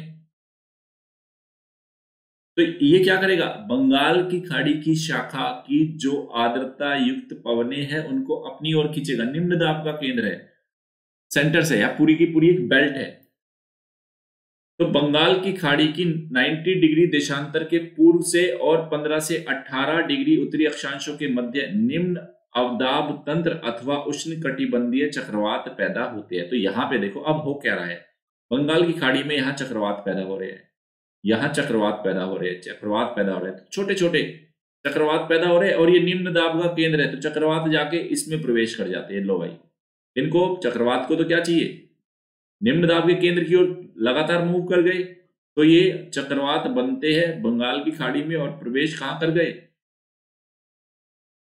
ITCZ में। तो देखो ये हमारी ITCZ है, और यहां पे हमारे चक्रवात बन रहे हैं बंगाल की खाड़ी में। ओके, और वो मूव कर रहे हैं ट्रेड विंड के साथ। तो ये किसमें, इस निम्न दाब के केंद्र में, इस ITCZ में प्रवेश की ओर मूव करते हैं ये लगातार। फिर देखो, तो ITCZ की अवस्थिति का उष्णकटिबंधीय पूर्वी जेट स्ट्रीम से भी संबंध है। देखो धरातल पे है ITCZ, और ऊपर जो तिब्बत के पठार से ऊपर उठने वाली थी ट्रॉपिकल स्टर्ली जेट स्ट्रीम, ये क्या कह रहा है, उस ITCZ में भी और पूर्वी जेट स्ट्रीम में भी आपस में एक रिलेशन है। तो जेट स्ट्रीम विस्थापन के साथ ITCZ का भी विस्थापन होता है, यानी कि अगर ऊपर ट्रॉपिकल स्टर्ली जेट स्ट्रीम मूव कर रही है, तो नीचे उसी के अनुसार ITCZ भी मूव कर रहा है। तो जेट स्ट्रीम में अगर विसर्पन होता है, वो मिएंडर करती है, तो ITCZ में भी दोलन उत्पन्न होता है। ये बात बताने की कोशिश की है इसमें। अब हम ये समझ रहे हैं मॉनसून ब्रेक। मॉनसून ब्रेक का मतलब ये है स्टूडेंट कि आपने देखा होगा मॉनसून वर्षा ऐसा तो है नहीं 2.5 महीने तक लगातार ही हो रही है, 4-5 दिन तक हुई फिर नहीं हुई, लेकिन ऐसा लगता है कि भाई दिल्ली में तो हो रही है, इलाहाबाद में नहीं हो रही, या उत्तराखंड में हो रही है, इलाहाबाद दिल्ली चंडीगढ़ वहां नहीं हो रही। तो ये कह रहे हैं मॉनसून ब्रेक है, कभी कहीं होती है कभी कहीं होती है, ब्रेक आता है उसमें। तो ये हो कैसे रहा है, उसके लिए बता रहा है कि जो ITCZ है और ट्रॉपिकल ईस्टर्ली जेट स्ट्रीम है, उन दोनों का रिलेशन अब बताएगा कि कहां बरसात होगी कहां नहीं होगी। ये देखो, जब ये ITCZ निम्न दाब का केंद्र है, जब ये जाके शिवालिक के ऊपर चला जाएगा, उसका स्थिति क्या हो जाएगी, मैदानों से हटके वो कहां चला गया, शिवालिक पे, और वहां पे 2-3 सप्ताह तक रहता है, तब गंगा के मैदान पे वर्षा नहीं होगी। क्योंकि गंगा के मैदान पे ITCZ है ही नहीं, ITCZ मूव करके कहां चला गया, शिवालिक पे, जिसे कहते हैं मॉनसून विराम। तो जब 2-3 सप्ताह तक बरसात ना हो, वो हो गया मॉनसून विराम। और जब मानसून अंतराल क्या है, जब 24 से 48 घंटे या 2-3 दिन तक जो वर्षा ना हो, उसको बोलते हैं ITCZ, मतलब उसको बोलते हैं मॉनसून अंतराल। रोल किसका प्ले कर रहा है इसमें, ITCZ। तो मॉनसून विराम और मॉनसून अंतराल, फर्क क्या है, मॉनसून जो विराम है 2 से 3 हफ्ते तक है, और जो मॉनसून अंतराल है वो 24 से 48 घंटे यानी कि 2-3 दिन का है। ये सब डिपेंड किस पे कर रहा है, ITCZ के मूवमेंट पे ही डिपेंड कर रहा है। जैसे जैसे ITCZ मूव करेगा, ITCZ निम्न दाब का केंद्र है, अपनी तरफ हवाओं को, पवनों को आकर्षित कर रहा है। मॉनसूनी वर्षा निरंतर नहीं होती बल्कि अंतराल में होती है, ये भी आपको याद रखना है। कभी स्टेटमेंट आ जाए कि मॉनसूनी वर्षा लगातार होती है, नहीं, अंतराल में होती है। ओके, आप इसको देखिए एक बार, तब तक पानी पी लेता हूं मैं, आप भी पी लीजिए। 1 घंटे से लगातार सुन रहे हो आप मुझे।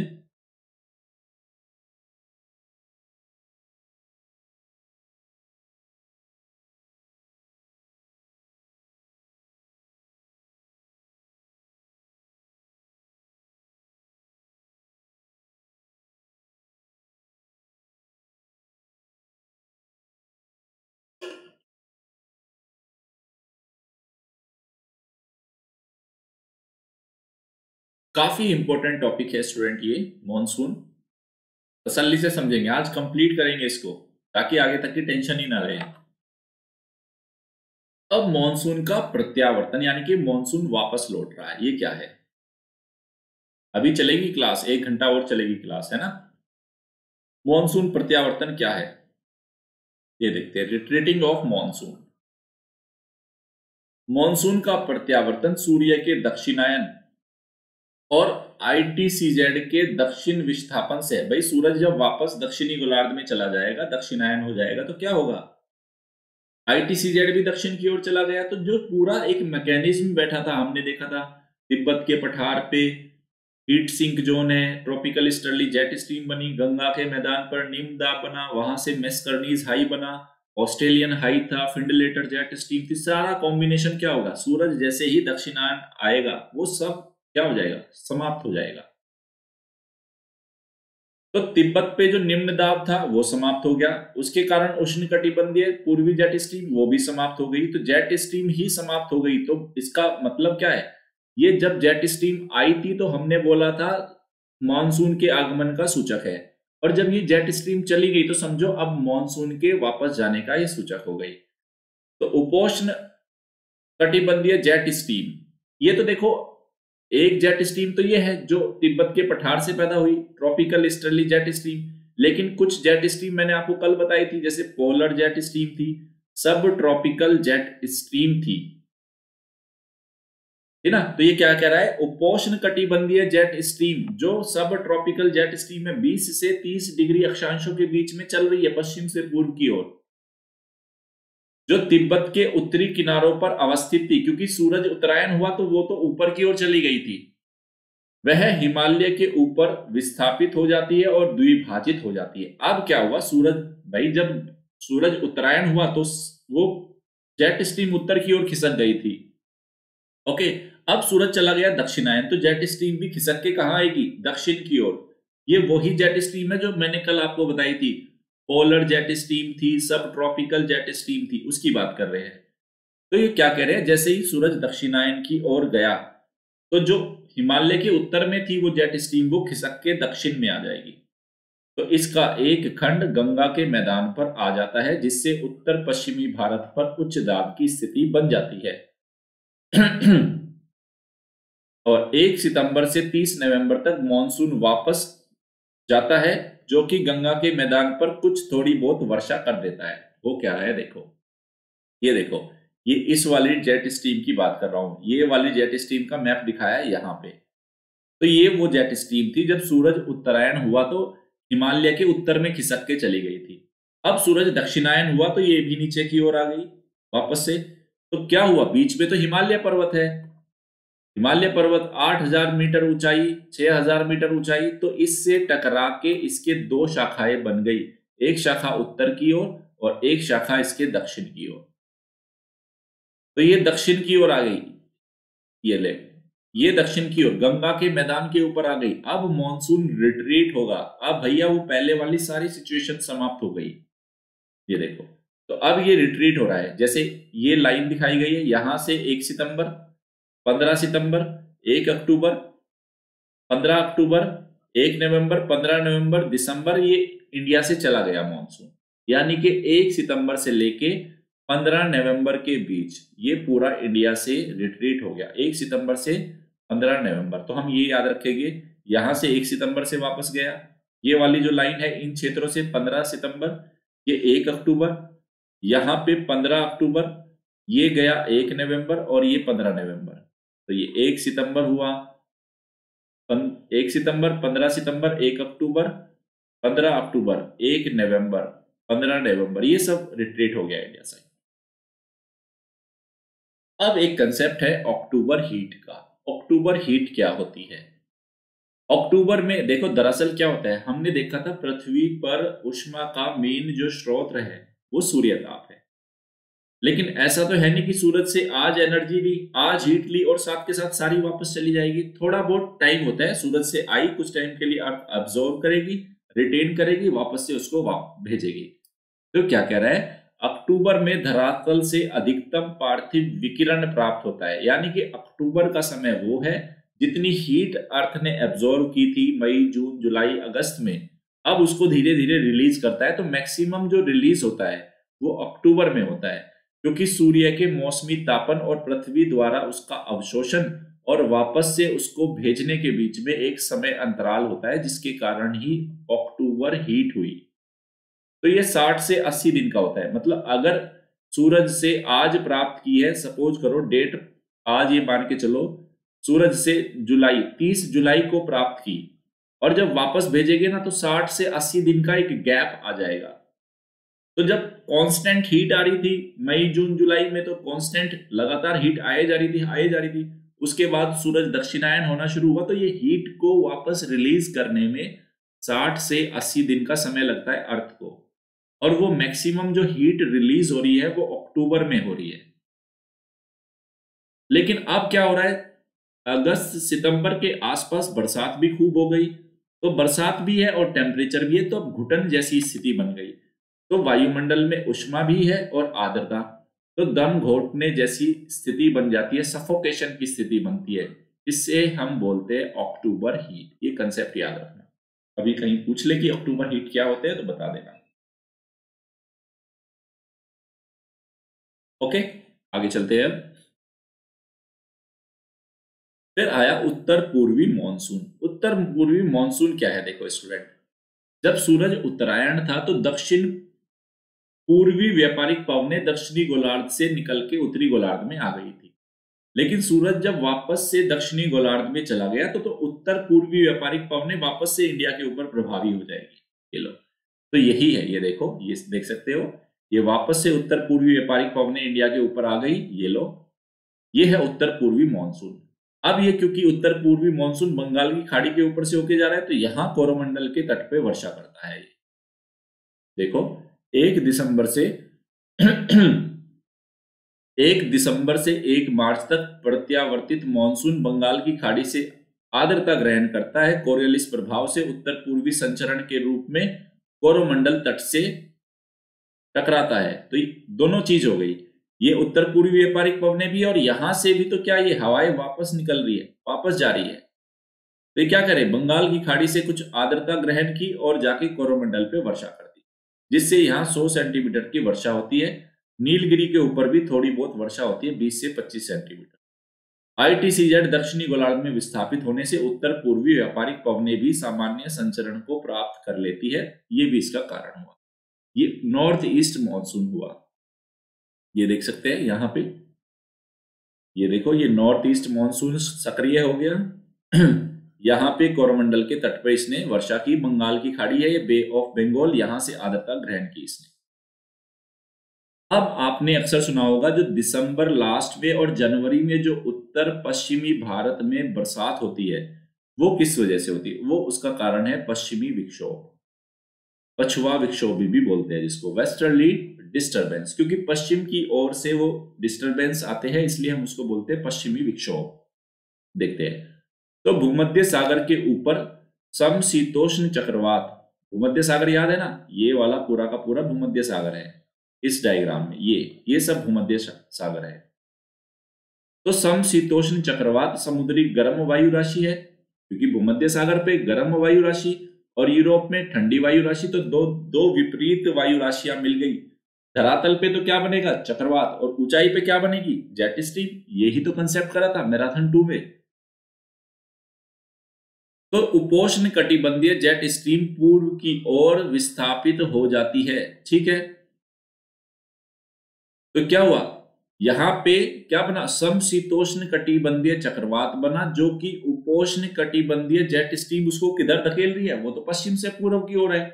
भाई उपोष्ण कटिबंधीय जेट स्ट्रीम तो पश्चिम से पूर्व की ओर चल रहा है ना यहीं पे, तो इन चक्रवातों को किस ओर धकेल रहा है, पूर्व की ओर। इससे क्या होगा, फिर ईरान में, अफगानिस्तान में 25 सेंटीमीटर की वर्षा होगी, अफीम की खेती होगी यहाँ पे।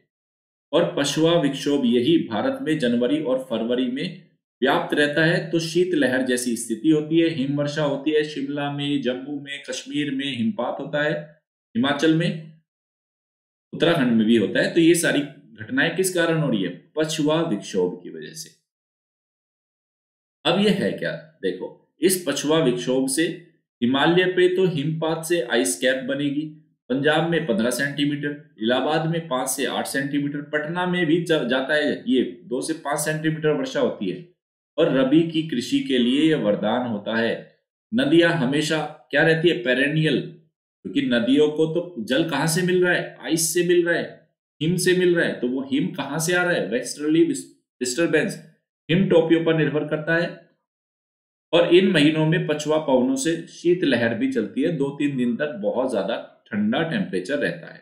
इस डायग्राम को देखो, अब ये देखो, ये मेडिटेरेनियन सी है, यहाँ पे चक्रवात बन गए और ऊपर चल रही है यहीं पे क्या, सब ट्रॉपिकल जेट स्ट्रीम, तो वो इनको खींच के ला रही है। चलो भाई पूर्व की ओर चलते हैं, तो ये आ गए, ये वेस्टर्ली डिस्टर्बेंस है, ईरान, अफगानिस्तान, पाकिस्तान, आ गई है इंडिया तक, है ना। इंडिया तक आ गए तो लो भाई, थोड़ा सा ग्रेटर हिमालय में भी बरसात कर देती है, यहाँ थोड़ा दिल्ली में, राजस्थान में, पंजाब हरियाणा में कुछ कुछ जो बरसात है, कहाँ पे, पटना इलाहाबाद तक भी इससे क्या हो रही है, बरसात हो रही है। तो ये सब का सब क्या है, वेस्ट, पश्चिम की ओर से आ रहा है, वेस्ट से आ रहा है, इसलिए हम बोलते हैं वेस्टर्ली डिस्टर्बेंस। ओके, आगे चलते हैं। पछुआ विक्षोभ देख लिया हमने। फिर मानसून से पूर्व भी कुछ वर्षा होती है, ये देखते हैं कौन कौन सी मानसून के आने से पहले कौन कौन सी बरसात होती है। तो वास्तव में बरसात ना होगी, तड़ित झंझा है जो चमक और गरज के साथ तीव्र वर्षा उत्पन्न करते हैं। तड़ित झंझा क्या होता है, थंडर स्टॉर्म। आप लोग जो बच्चे नए हैं, मुझे पहली बार सुन रहे हैं let's crack UPSC CSC Hindi पे, मैं आपको बता देता हूं, आरोहण एक श्रृंखला चल रही है हमारी, आरोहण, जिसमें कंप्लीट ज्योग्राफी कराई जा रही है। ऑलरेडी वहां पे क्लाइमेटोलॉजी कंप्लीट हो गई है, ओशनोग्राफी कंप्लीट होने वाली है, ओशनोग्राफी के बाद ज्योमॉर्फोलॉजी शुरू होगी। तो तड़ित झंझा क्या होता है, क्योंकि ये तो एक तरह का एक स्पेशल सेशन लेके आया हूं मैं इंडियन मॉनसून पे, जिसको डिटेल में कंप्लीट क्लाइमेटोलॉजी करनी है, ओशनोग्राफी करनी है, ज्योमॉर्फोलॉजी, इंडियन ज्योग्राफी करनी है। यूट्यूब पे आरोहण नवीन तंवर टाइप करना, मेरे सारे लेक्चर्स आपको मिल जाएंगे। तो दरअसल मानसून से पहले पहले होने वाली जो वर्षा है मार्च अप्रैल में, वो क्या है, एक तरह के थंडर स्टॉर्म है जो चमक और गरज के साथ तीव्र वर्षा करते हैं। इनको आम्र वर्षा बोलते हैं केरल में, चेरी ब्लॉसम बोलते हैं कहाँ पे, बाबा बुदन की पहाड़ियों पर, क्योंकि वहां पे कॉफी का प्रस्फुटन होता है, कहवा के प्रस्फुटन के कारण। नॉर्वेस्टर बोलते हैं असम में, काफी तड़ित झंझा है, विनाशकारी होते हैं। काल बैसाखी बोलते हैं हम इसको वेस्ट बंगाल में, काल बैसाखी के नाम से। तो अगर कभी एग्जाम में पूछ लिया जाए काल बैसाखी, नॉर्वेस्टर, आम्र वर्षा, चेरी ब्लूसम, ये है क्या, मॉनसून वर्षा से पहले होने वाली कुछ वर्षा है ये। दरअसल बेसिकली है क्या, तड़ित झंझा है। कैसे निर्माण होता है, वहां पे लोकल ही कोई लो प्रेशर सेंटर बन जाता है, जिसके भीतर तीव्र संवहन होगा, कपासी वर्षा मेघ बनेंगे तड़ित झंझाओं से। तड़ित झंझा हवाओं की दिशाओं से प्रेरित होकर विभिन्न विभिन्न डायरेक्शन में मूव करते हैं। निश्चित जीवन चक्र होता है, थोड़े बहुत दिनों के लिए, 2-4 दिन बरसात हुई, खत्म। तो ये था आपका मॉनसून से पहले होने वाली वर्षा। आगे बढ़ते हैं। आगे बढ़ने से पहले अभी 1 घंटे का सेशन और बचा है, थोड़ा बात कर लेते हैं यहाँ पे। फिर से सब्सक्रिप्शन की देखो, प्लस और आइकॉनिक आपके पास 2 विकल्प है अनअकैडमी को सब्सक्राइब करने के लिए। प्लस 1 महीने से लेकर 3 साल है, जब भी लेना है मिनिमम 1 ईयर का लेना है। 49,500 है, 10% का डिस्काउंट मिलेगा, यानी कि 44,550 में पड़ेगा अगर रेफरल कोड नवीन 1 अप्लाई करते हैं। सेकंड है हमारे पास आइकॉनिक। आइकॉनिक क्यों बेटर है, पर्सनल कोच है, daily mains question answer writing practice होगी आपकी, यहाँ पे स्टडी प्लान्स बनेंगे, पर्सनल फीडबैक मिलेगा आपको। ये 1 साल, 2 साल, 3 साल का है। साल भर की 69,500 फीस है, 62,550 में पड़ेगा अगर रेफरल कोड नवीन 1 लगाते हैं। अपना ऑप्शनल सब्जेक्ट भी आप अनअकैडमी से तैयार कर सकते हैं, 1 साल से लेकर 3 साल है, लेकिन जब भी कोई भी लेना है, प्लस लो, आइकॉनिक लो, ऑप्शनल लो, 1 साल से कम लेना ही नहीं है। इस बात को ध्यान रखना है स्टूडेंट, क्यों, क्योंकि लंबी तैयारी है यूपीएससी की, चीजों को कवर करने में टाइम लगता है। 10% का डिस्काउंट होगा अगर रेफरल कोड नवीन 1 यूज करते हैं। अब जो नेक्स्ट टॉपिक आया हमारा एल नीनो। एल नीनो, ला नीना, बहुत ही ज्यादा इंपॉर्टेंट टॉपिक है ये समझना होगा आज हमें। ओके, मैं एक बार पानी पी लेता हूं, फिर शुरू करते हैं। अभी चलेगा 40-45 मिनट और चलेगा, है ना। आज का ये पूरा सेशन 2 घंटे के करीब रहेगा।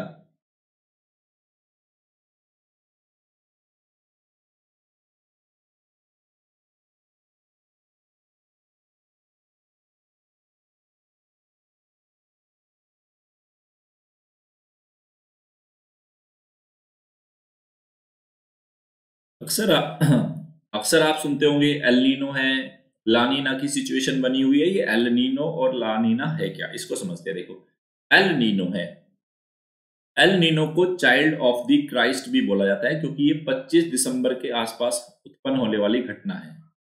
जब भी होगी 25 दिसंबर के आसपास घटित होगी। इसे भयावह शिशु भी कहा जाता है, क्योंकि छोटी सी गर्म जलधारा है।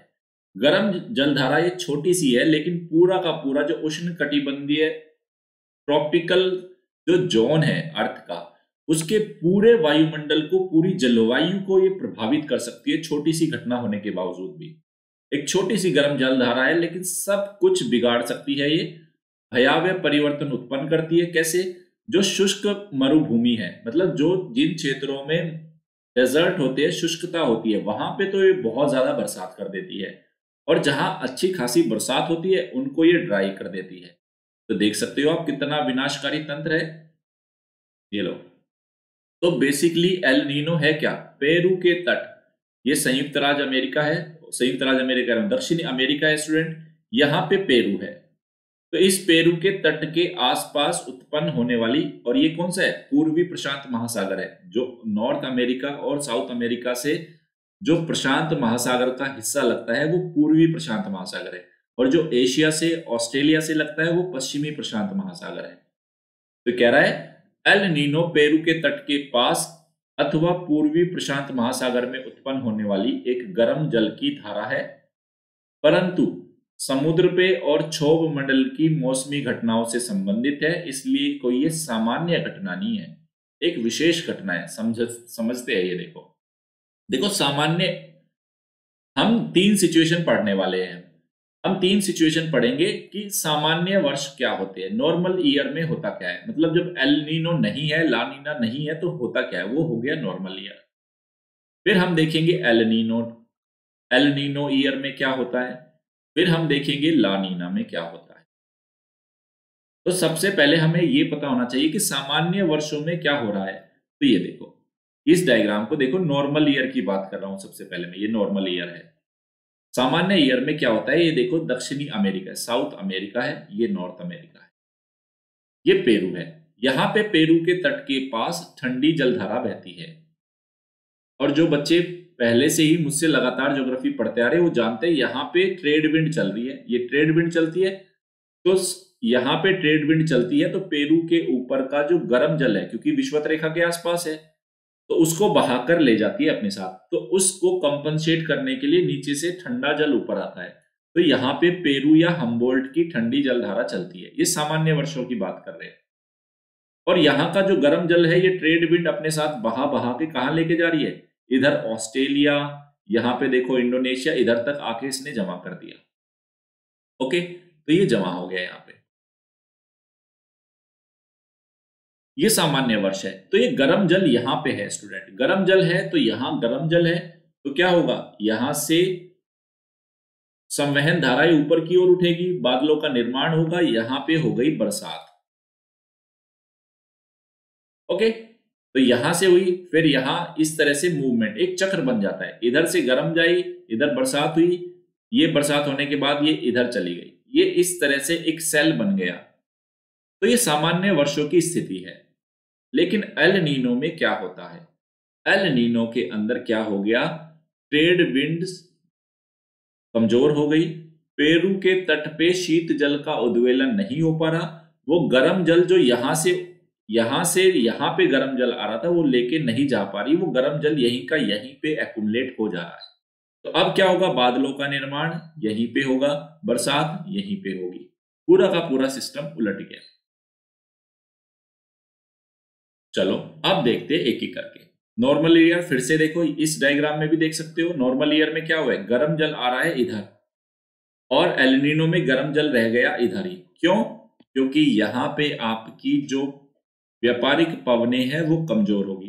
व्यापारिक पवनों के कमजोर होने का कारण जुड़ा है सौर कलंक से, है ना भाई। सूर्य ताप ही पृथ्वी पर ऊर्जा का मुख्य स्रोत है, लेकिन सोलर फ्लेयर्स की जब घटना होती है तो सूर्य से सूर्य ताप कम मात्रा में अर्थ पे पहुंचता है। तो ये जो प्रेशर बेल्ट होती है हमारी, हमने बोला था टेम्परेचर और प्रेशर बेल्ट में रिलेशन है, तो प्रेशर बेल्ट कमजोर हो गई, तो उसी वजह से प्रेशर बेल्ट कमजोर हो गई तो ट्रेड विंड भी कमजोर हो गई।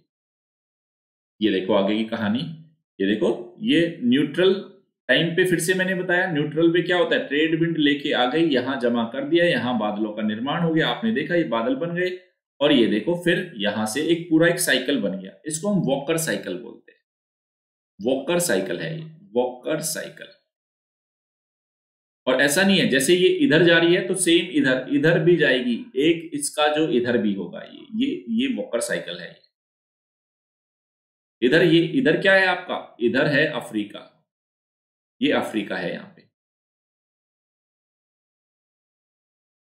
चलो ये देखो एल नीनो में उल्टा हो गया, ये देखो गर्म जल यहीं एक्यूमुलेट हो गया, तो यहीं बरसात हो गई, यहीं पे हो गया, ये इस तरह से यहीं पे चल रहा है, तो ये वॉकर सेल क्या हुआ, कमजोर हो गया, शिफ्ट हो गया। तो देखो अब हो क्या रहा है, सामान्य वर्षों में, अब समझाने की कोशिश की, जो मैंने समझाया ना वो लिखा हुआ दिखा देता हूं। सामान्य वर्षों में पेरू के तट के पास शीत जल का उद्वेलन होता है, क्योंकि दक्षिण पूर्वी व्यापारिक पवनों के प्रभाव के कारण होता है। ये मैंने बता दिया आपको, व्यापारिक पवनें आती है, बहा के ले जाती है, गर्म जल को ले जाती है, कंपनसेट करने के लिए नीचे से ठंडा जल आ रहा है।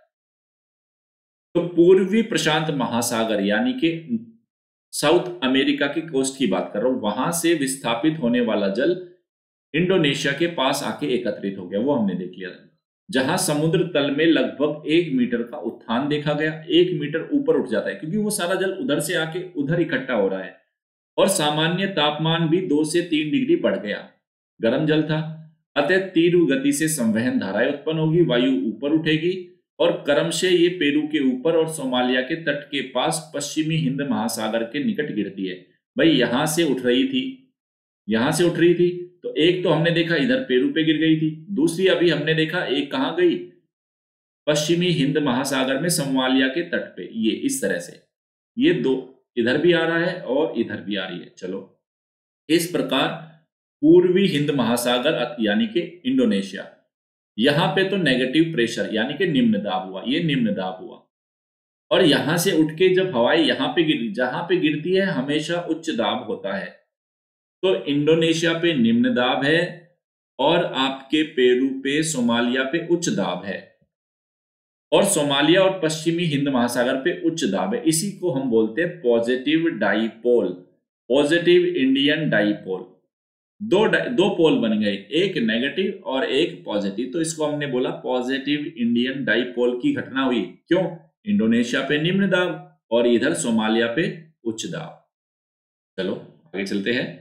तो ये ट्रेड विंड कैसे लेके जाती है, देखो ऊपर के गर्म जल को अपने साथ बहा के ले गई और नीचे से ठंडा जल, क्योंकि समुद्र में निचाई पे कंपैरेटिवली ठंडा जल है, वो ऊपर आएगा। तो ये है अपवेलिंग बोलते हैं इसको, उद्वेलन, शीत जल उद्वेलन।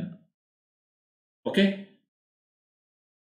चलते आगे। अब इस प्रकार हुआ क्या, ये देखो इस इमेज को देखो स्टूडेंट, कंप्लीट पिक्चर एक साथ है इस वाली इमेज को।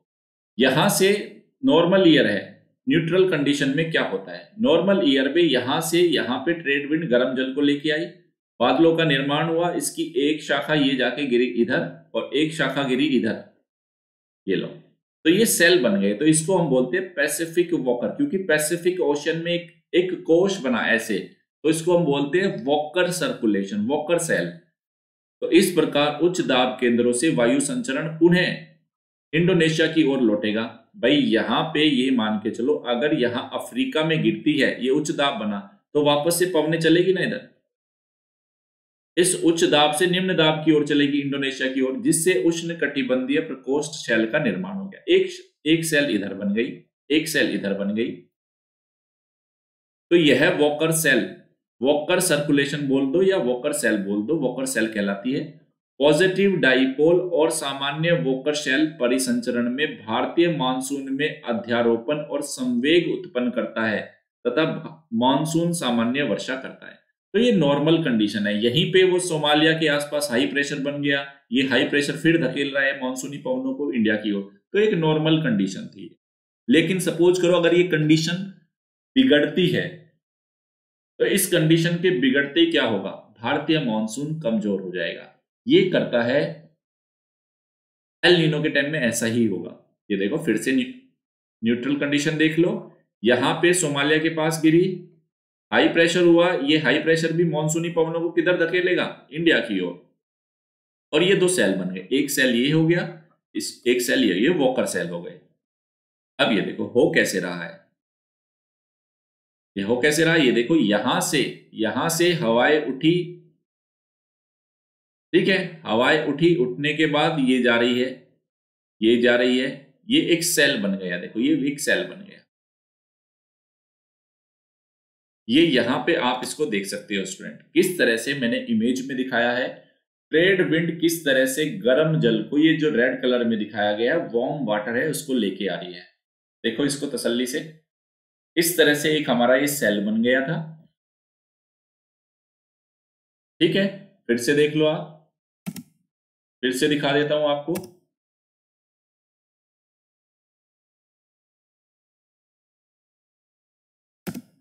ये देखो, फिर से देखो आप इसको, ये गर्म जल लेके आ रही है ट्रेड विंड अपने साथ। यहां पे ये गर्म जल आया, इस तरह से संवहन शुरू हुआ और एक सेल बन गई ये। ठीक है, अब आगे देखो, ये देखो इसको भी एक और तरीके से देख सकते हो। ये नॉर्मल कंडीशन दिखा रहा हूं मैं, न्यूट्रल कंडीशन क्या है, होता क्या है न्यूट्रल कंडीशन में। देखो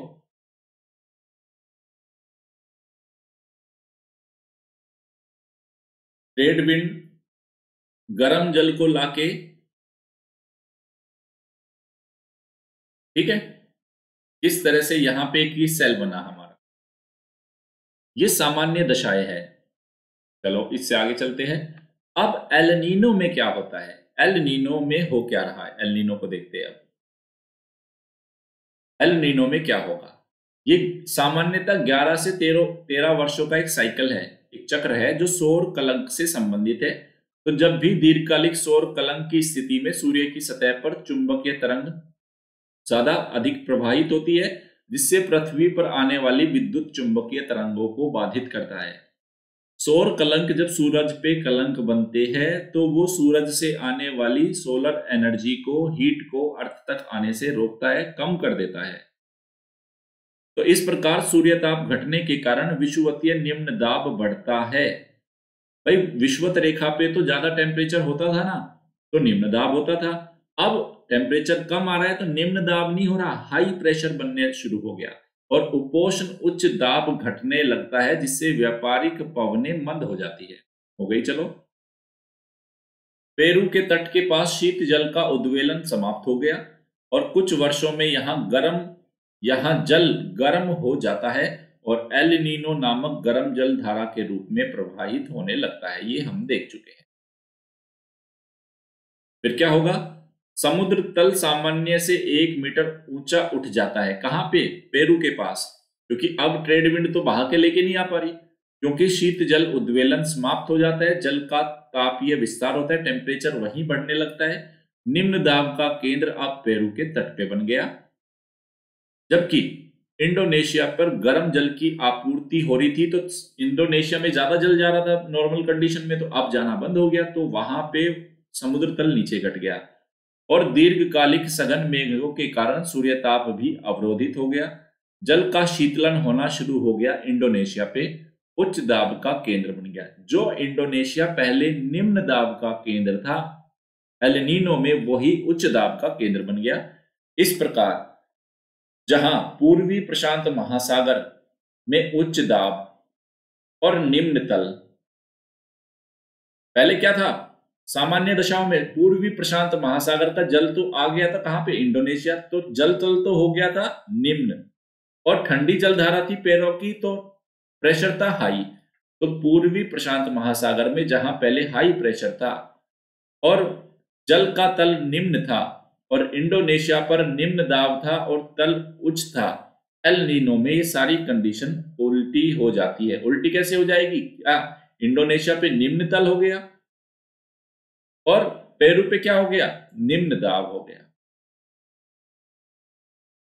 ठीक है, सिचुएशन उल्टी होगी, इंडोनेशिया पे निम्न तल उच्च दाब और पेरू पे क्या हो गया, निम्न दाब उच्च तल। सिचुएशन टोटल ही बिल्कुल विपरीत हो गई। ये देखो एल नीनो में क्या हुआ, देखो स्टूडेंट, एल नीनो में यहीं पे गर्म जल रह गया। ओके, अब यहां एल नीनो में यहां इंडोनेशिया में हाई प्रेशर हो गया, लो क्या हो गया, लो तल हो गया, समुद्र तल निम्न हो गया, प्रेशर हाई हो गया एल नीनो में। तो अब ये पूरा सिस्टम ही बिगड़ गया। जो पहले का पूरी वो सेल बन रही थी, वो सेल ही क्या हो गई, या तो कमजोर हो जाएगी या वो डिस्टॉर्ट हो जाएगी, समाप्त हो जाएगी। तो ये देखो, ये एल नीनो और रेनफॉल कैसे होता है। एल नीनो में देखो, यहां पे पहले क्या होता था, ये सब क्षेत्र क्या होता था, यहाँ पे खूब जल प्राप्त होता था, खूब यहाँ पे बादल बन रहे थे, बरसात हो रही थी। अब ये ड्राई हो गया। ये लो, इंडिया में पहले खूब बरसात हो रही थी, अब ये ड्राई हो गया। तो हमने क्या बोला था, जो शुष्क क्षेत्र है वहां पे बरसात होगी और जो वर्षा वाले क्षेत्र थे वो शुष्क हो जाएंगे एल नीनो में। तो यहाँ पे बरसात होती थी, ड्राई हो गए, और यहाँ पे ये शुष्क रहते थे क्षेत्र, इनमें खूब वर्षा हो रही है एल नीनो में। ये देख सकते हैं, ये नॉर्मल कंडीशन है, यहाँ पे बादलों का निर्माण हो रहा था, बरसात हो रही थी। अब यहाँ पे एल नीनो है, ये वाला डायग्राम एल नीनो का है। देखो बरसात अब कहाँ पे, अब यहाँ पे इंडोनेशिया, ऑस्ट्रेलिया, यहाँ पे बरसात नहीं हो रही, अब यहीं पे बीच में यहीं पे गर्म जल है, यहीं पे हुआ और यहीं पे बरस गया। तो क्या हुआ, प्रशांत क्षेत्र के पूर्वी और पश्चिमी भागों में समुद्र तल के उच्च और निम्न होने की, अब ये उच्च और निम्न होने की जो घटना हो रही है, इसको दक्षिणी दोलन कहते हैं, सदन, ठीक ना, दक्षिणी दोलन कहते हैं, सदर्न ऑसिलेशन, एसओ। और क्योंकि ये एलनीनो से संबंधित है, इसीलिए हम इसको एलनीनो सदर्न ऑसिलेशन कहते हैं। अब जब ये एलनीनो की दशा होगी, सिचुएशन, दो तरह की सिचुएशन होगी स्टूडेंट्स, या तो वॉकर सेल क्या हो गई, वो व्युत्क्रमित हो जाता है, और हिंद महासागर पे दो तरह की सिचुएशन पैदा होने वाली है एल नीनो के कारण। पहली, यदि वॉकर सेल का परिसंचरण का व्युत्क्रमण हो जाए, उल्टा हो जाए, क्योंकि इंडोनेशिया पे लो प्रेशर था और सोमालिया पे हाई प्रेशर था, तो अगर क्या होगा, एल नीनो होगा, इंडोनेशिया पे क्या हो गया, अब हाई प्रेशर हो गया। ओके, तो अगर वोकर सेल का ही व्युत्क्रमण हो जाए तब नेगेटिव डाइपोल होता है। क्यों, क्योंकि पूर्वी हिंद महासागर में इंडोनेशिया जावा के पास उच्च दाब हो गया, और पश्चिमी हिंद महासागर जो सोमालिया था वहां पे अब निम्न दाब होगा। इस तरह से वायु परिसंचरण पूर्व से पश्चिम की ओर हो जाता है। पहले तो क्या हो रहा था, ये सोमालिया था भाई, ये सोमालिया था, यहां पे वो गिर रही थी आंखें, तो यहां से इधर जा रही थी इंडोनेशिया की ओर। अब रिवर्स हो गया। अब रिवर्स क्या हो गया, क्योंकि अब जो हाई प्रेशर हुआ, अब हो गया हाई प्रेशर इंडोनेशिया पे, अब ये पूर्व से पश्चिम की ओर ये जा रही है। लेकिन ध्यान रखना, ये इंडोनेशिया से ऐसे जा रही है, लेकिन जो ट्रेड विंड थी वो तो ऐसे आ रही थी, तो उन ट्रेड विंड के रास्ते में ट्रेड विंड ऐसे आ रही थी, ये ट्रेड विंड आ रही है, और ये आ रही है पूर्व से पश्चिम की ओर। ये देखो, तो रास्ते में बाधा उत्पन्न करेगा अभी इसको, तो ये बाधा जो मॉनसून को बाधित करता है, ये हो गया। फिर दूसरी स्थिति क्या होगी, वोकर सेल रिवर्स न होके कमजोर हो जाएगी। रिवर्स ना होके कमजोर होने का मतलब कि जो इंडोनेशिया से उठ के जो ये यहां पे अफ्रीका के पूर्वी तट पे जा रही थी, सोमालिया के पास, अब ये इतनी कमजोर है कि यहां तक ना जाके यहां पे गिरना शुरू कर देगी। ये लो, ये रास्ते में ही गिर जाएगी। तो इससे क्या होगा, पूर्व की ओर विस्थापित हो जाएगा, और जिससे अवतलित वायु भारत के ऊपर अवतलित होने लगेगी। पहले अवतलित कहां हो रही थी, यहां पे सोमालिया पे, अब अवतलित, क्योंकि भारत की लोकेशन तो बीच में है, अब इंडिया के ऊपर वायु अवतलित हो रही है। अब वायु जहां भी अवतलित होती है वहां हाई प्रेशर बन जाता है। अब इंडिया पे बन गया हाई प्रेशर, और हाई प्रेशर में तो हवाएं केंद्र से बाहर की ओर चलेगी। तो वैसे ही जब इंडिया के ऊपर हाई प्रेशर बन गया तो हवाओं को इंडिया तक आने ही नहीं देगी। तब भी क्या होगा, तब भी भारतीय मानसून कमजोर हो जाएगा, तो इससे भी मानसून छिन्न भिन्न हो जाता है। तो एल नीनो की बारंबारता अक्सर क्या होता है, 2-3 वर्षों में एक बार देखने को मिलती है। ये देखो, ये देख सकते हैं, ये एल नीनो की सिचुएशन है स्टूडेंट, देखना इसको तसल्ली से। एल नीनो में हुआ क्या, ये देखो थोड़ा, क्योंकि अब इंडोनेशिया पे गर्म जल नहीं है, तो बरसात कहां हो रही है, बीच में ही हो रही है। ये देखो, ये बरसात हो रही है बीच में ही। ओके, फिर से देखो, इसको भी देखो दोबारा से, ये नॉर्मल कंडीशन थी, नॉर्मल से किस ओर जा रहे हैं, धीरे धीरे एल नीनो की ओर जा रहे हैं। तो ये जो सेल थी पूरा का पूरा क्रम ही क्या हो गया, डिस्टॉर्ट हो गया। ओके, ये देखो बादल बीच में ही बनेंगे, है समझ में। अब सेकंड सिचुएशन आई हमारी ला नीना की। ला नीना में जस्ट उल्टा हो गया, ट्रेड विंड क्या हो गई, और भी ज्यादा मजबूत हो गई, और ज्यादा मात्रा में पानी को लेके आई इंडोनेशिया ऑस्ट्रेलिया के पास, और ज्यादा संवहन हुआ, और ज्यादा बरसात हुई। यानी कि ला नीना क्या है, एल नीनो का जस्ट उल्टा। तो ये ला नीना एल नीना का विपरीत शब्द है। जब दक्षिण पूर्वी व्यापारिक पवनें सामान्य से अधिक तीव्र हो जाती है, पेरू के तट का जल ज्यादा मात्रा में उद्वेलित होगा, इंडोनेशिया के निकट जल ज्यादा मात्रा में संग्रहित होगा, संवहन ज्यादा होगा, वॉकर सेल और भी ज्यादा सक्रिय हो जाएगी, और मानसूनी वर्षा सामान्य से अधिक होगी। ये ला नीना पेरू तट पर ठंडी जलधारा का और अधिक शीतलन हो जाएगा, जस्ट उसका रिवर्सल है। ये देखो ज्यादा मात्रा में जल आ गया, ज्यादा मात्रा में जल आ गया, ज्यादा संवहन होगा, ज्यादा बादलों का निर्माण होगा, ज्यादा बरसात होगी। ये ला नीना की कंडीशन हुई। देखो इसको, ये तो नॉर्मल था स्टूडेंट, ये न्यूट्रल न्यूट्रल था, ये यहां तक जल आ रहा था। ओके, ये यहां तक जल था, उष्ण जल था, इस तरह से आपकी वॉकर सेल बन रही थी, ये वॉकर सर्कुलेशन था। शीत जल का उद्वेलन हो रहा था, नीचे से पेरू के तट के पास से ठंडा जल ऊपर आ रहा था, ये रहा। ओके, अब देखो ला नीना में क्या होगा। ला नीना में और ज्यादा ये इंडोनेशिया से और ज्यादा शिफ्ट होगा। ये देखो गर्म जल ज्यादा क्षेत्रों तक पहुंच जाएगा, ये देखो और भी ज्यादा बरसात होने लगेगी ऑस्ट्रेलिया पे, इंडोनेशिया पे। ओके, ये देखो ज्यादा क्षेत्रों में गर्म जल का प्रवेश हुआ, ये ला नीना की सिचुएशन थी। ये देखो कहां तक आ रहा है गर्म जल, ये ला नीना की सिचुएशन है। ओके स्टूडेंट, इस डायग्राम को और देख सकते हैं आप, इसको और देख लीजिए।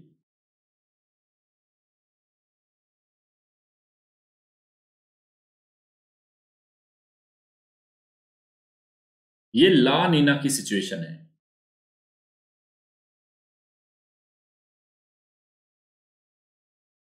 ये देखो बादल बने ऑस्ट्रेलिया के ऊपर, यहां पे आप देख सकते हैं बादल बन रहे हैं, बरसात हो रही है यहां पे, ये ला नीना था।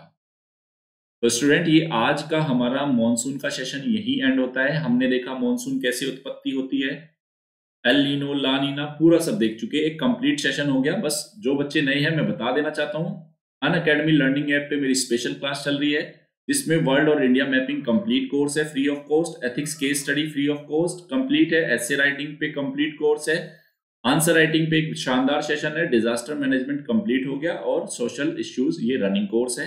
करना क्या है, आपको अनअकैडमी लर्निंग ऐप डाउनलोड करनी है। कोई भी रेफरल कोड अगर आपसे मांगा जाता है मेरी क्लास के लिए फ्री ऑफ कॉस्ट के लिए भी, तो नवीन1 रेफरल कोड को आपको यूज करना है। ये मेरे कुछ कोर्सेज आने वाले हैं, कुछ कंप्लीट हो चुके, जैसे डिजास्टर मैनेजमेंट कंप्लीट हो गया, ये एसे राइटिंग कंप्लीट हो गया, एथिक्स की केस स्टडीज कंप्लीट हो गई। बाकी internal security, energy, agriculture, governance, environment, Bharatiya Samaj और संबंधित मुद्दों पे आने वाले दिनों में कोर्सेज आने वाले हैं। मतलब अगर आप अनअकैडमी को सब्सक्रिप्शन को लेते हो, क्योंकि इनमें से अब जो बाकी आने वाले मेरे कोर्सेज है वो मैक्सिमम मेरे पेड वाले कोर्सेज होंगे, प्लस पे ही आएंगे। तो अगर आप इन सेशंस को देखना एक बार, एसए को, डिजास्टर मैनेजमेंट को, आपको एक डिफरेंस समझ में आ जाएगा कि ऑफलाइन क्लासेस से कितना ज्यादा अच्छा हो रहा है अनअकैडमी पे। तो अनअकैडमी का सब्सक्रिप्शन वर्थ है, उसको जरूर लेना आप लोग, तभी एक प्रॉपर आपकी स्ट्रेटेजी बनेगी। बैच को ज्वाइन करोगे, सारे टाइम से सारी चीजें कंप्लीट होएगी आपकी, है ना। तो बस ध्यान रखना, फिर से बता देता हूँ, प्लस और आइकॉनिक दो ऑप्शन है आपके सामने। प्लस 1 महीने से लेकर 3 साल का है, जब भी लेना है 1 ईयर का लेना है 10% का डिस्काउंट मिलेगा। अगर रेफरल कोड नवीन1 यूज करते हैं तो ये 49,500 आपको 44,550 में पड़ेगा। सेकंड आइकॉनिक है, यहाँ कोच मिलता है, daily mains question answer writing practice होगी, स्टडी प्लान्स होंगे, पर्सनल फीडबैक मिलेगा। 1 साल 2 साल 3 साल का है, ये साल भर की 69,500 है। मेरा कोड अप्लाई करोगे 62,000 में पड़ेगा। तो नवीन 1 रेफरल कोड है, इसको ज्यादा से ज्यादा यूज करें।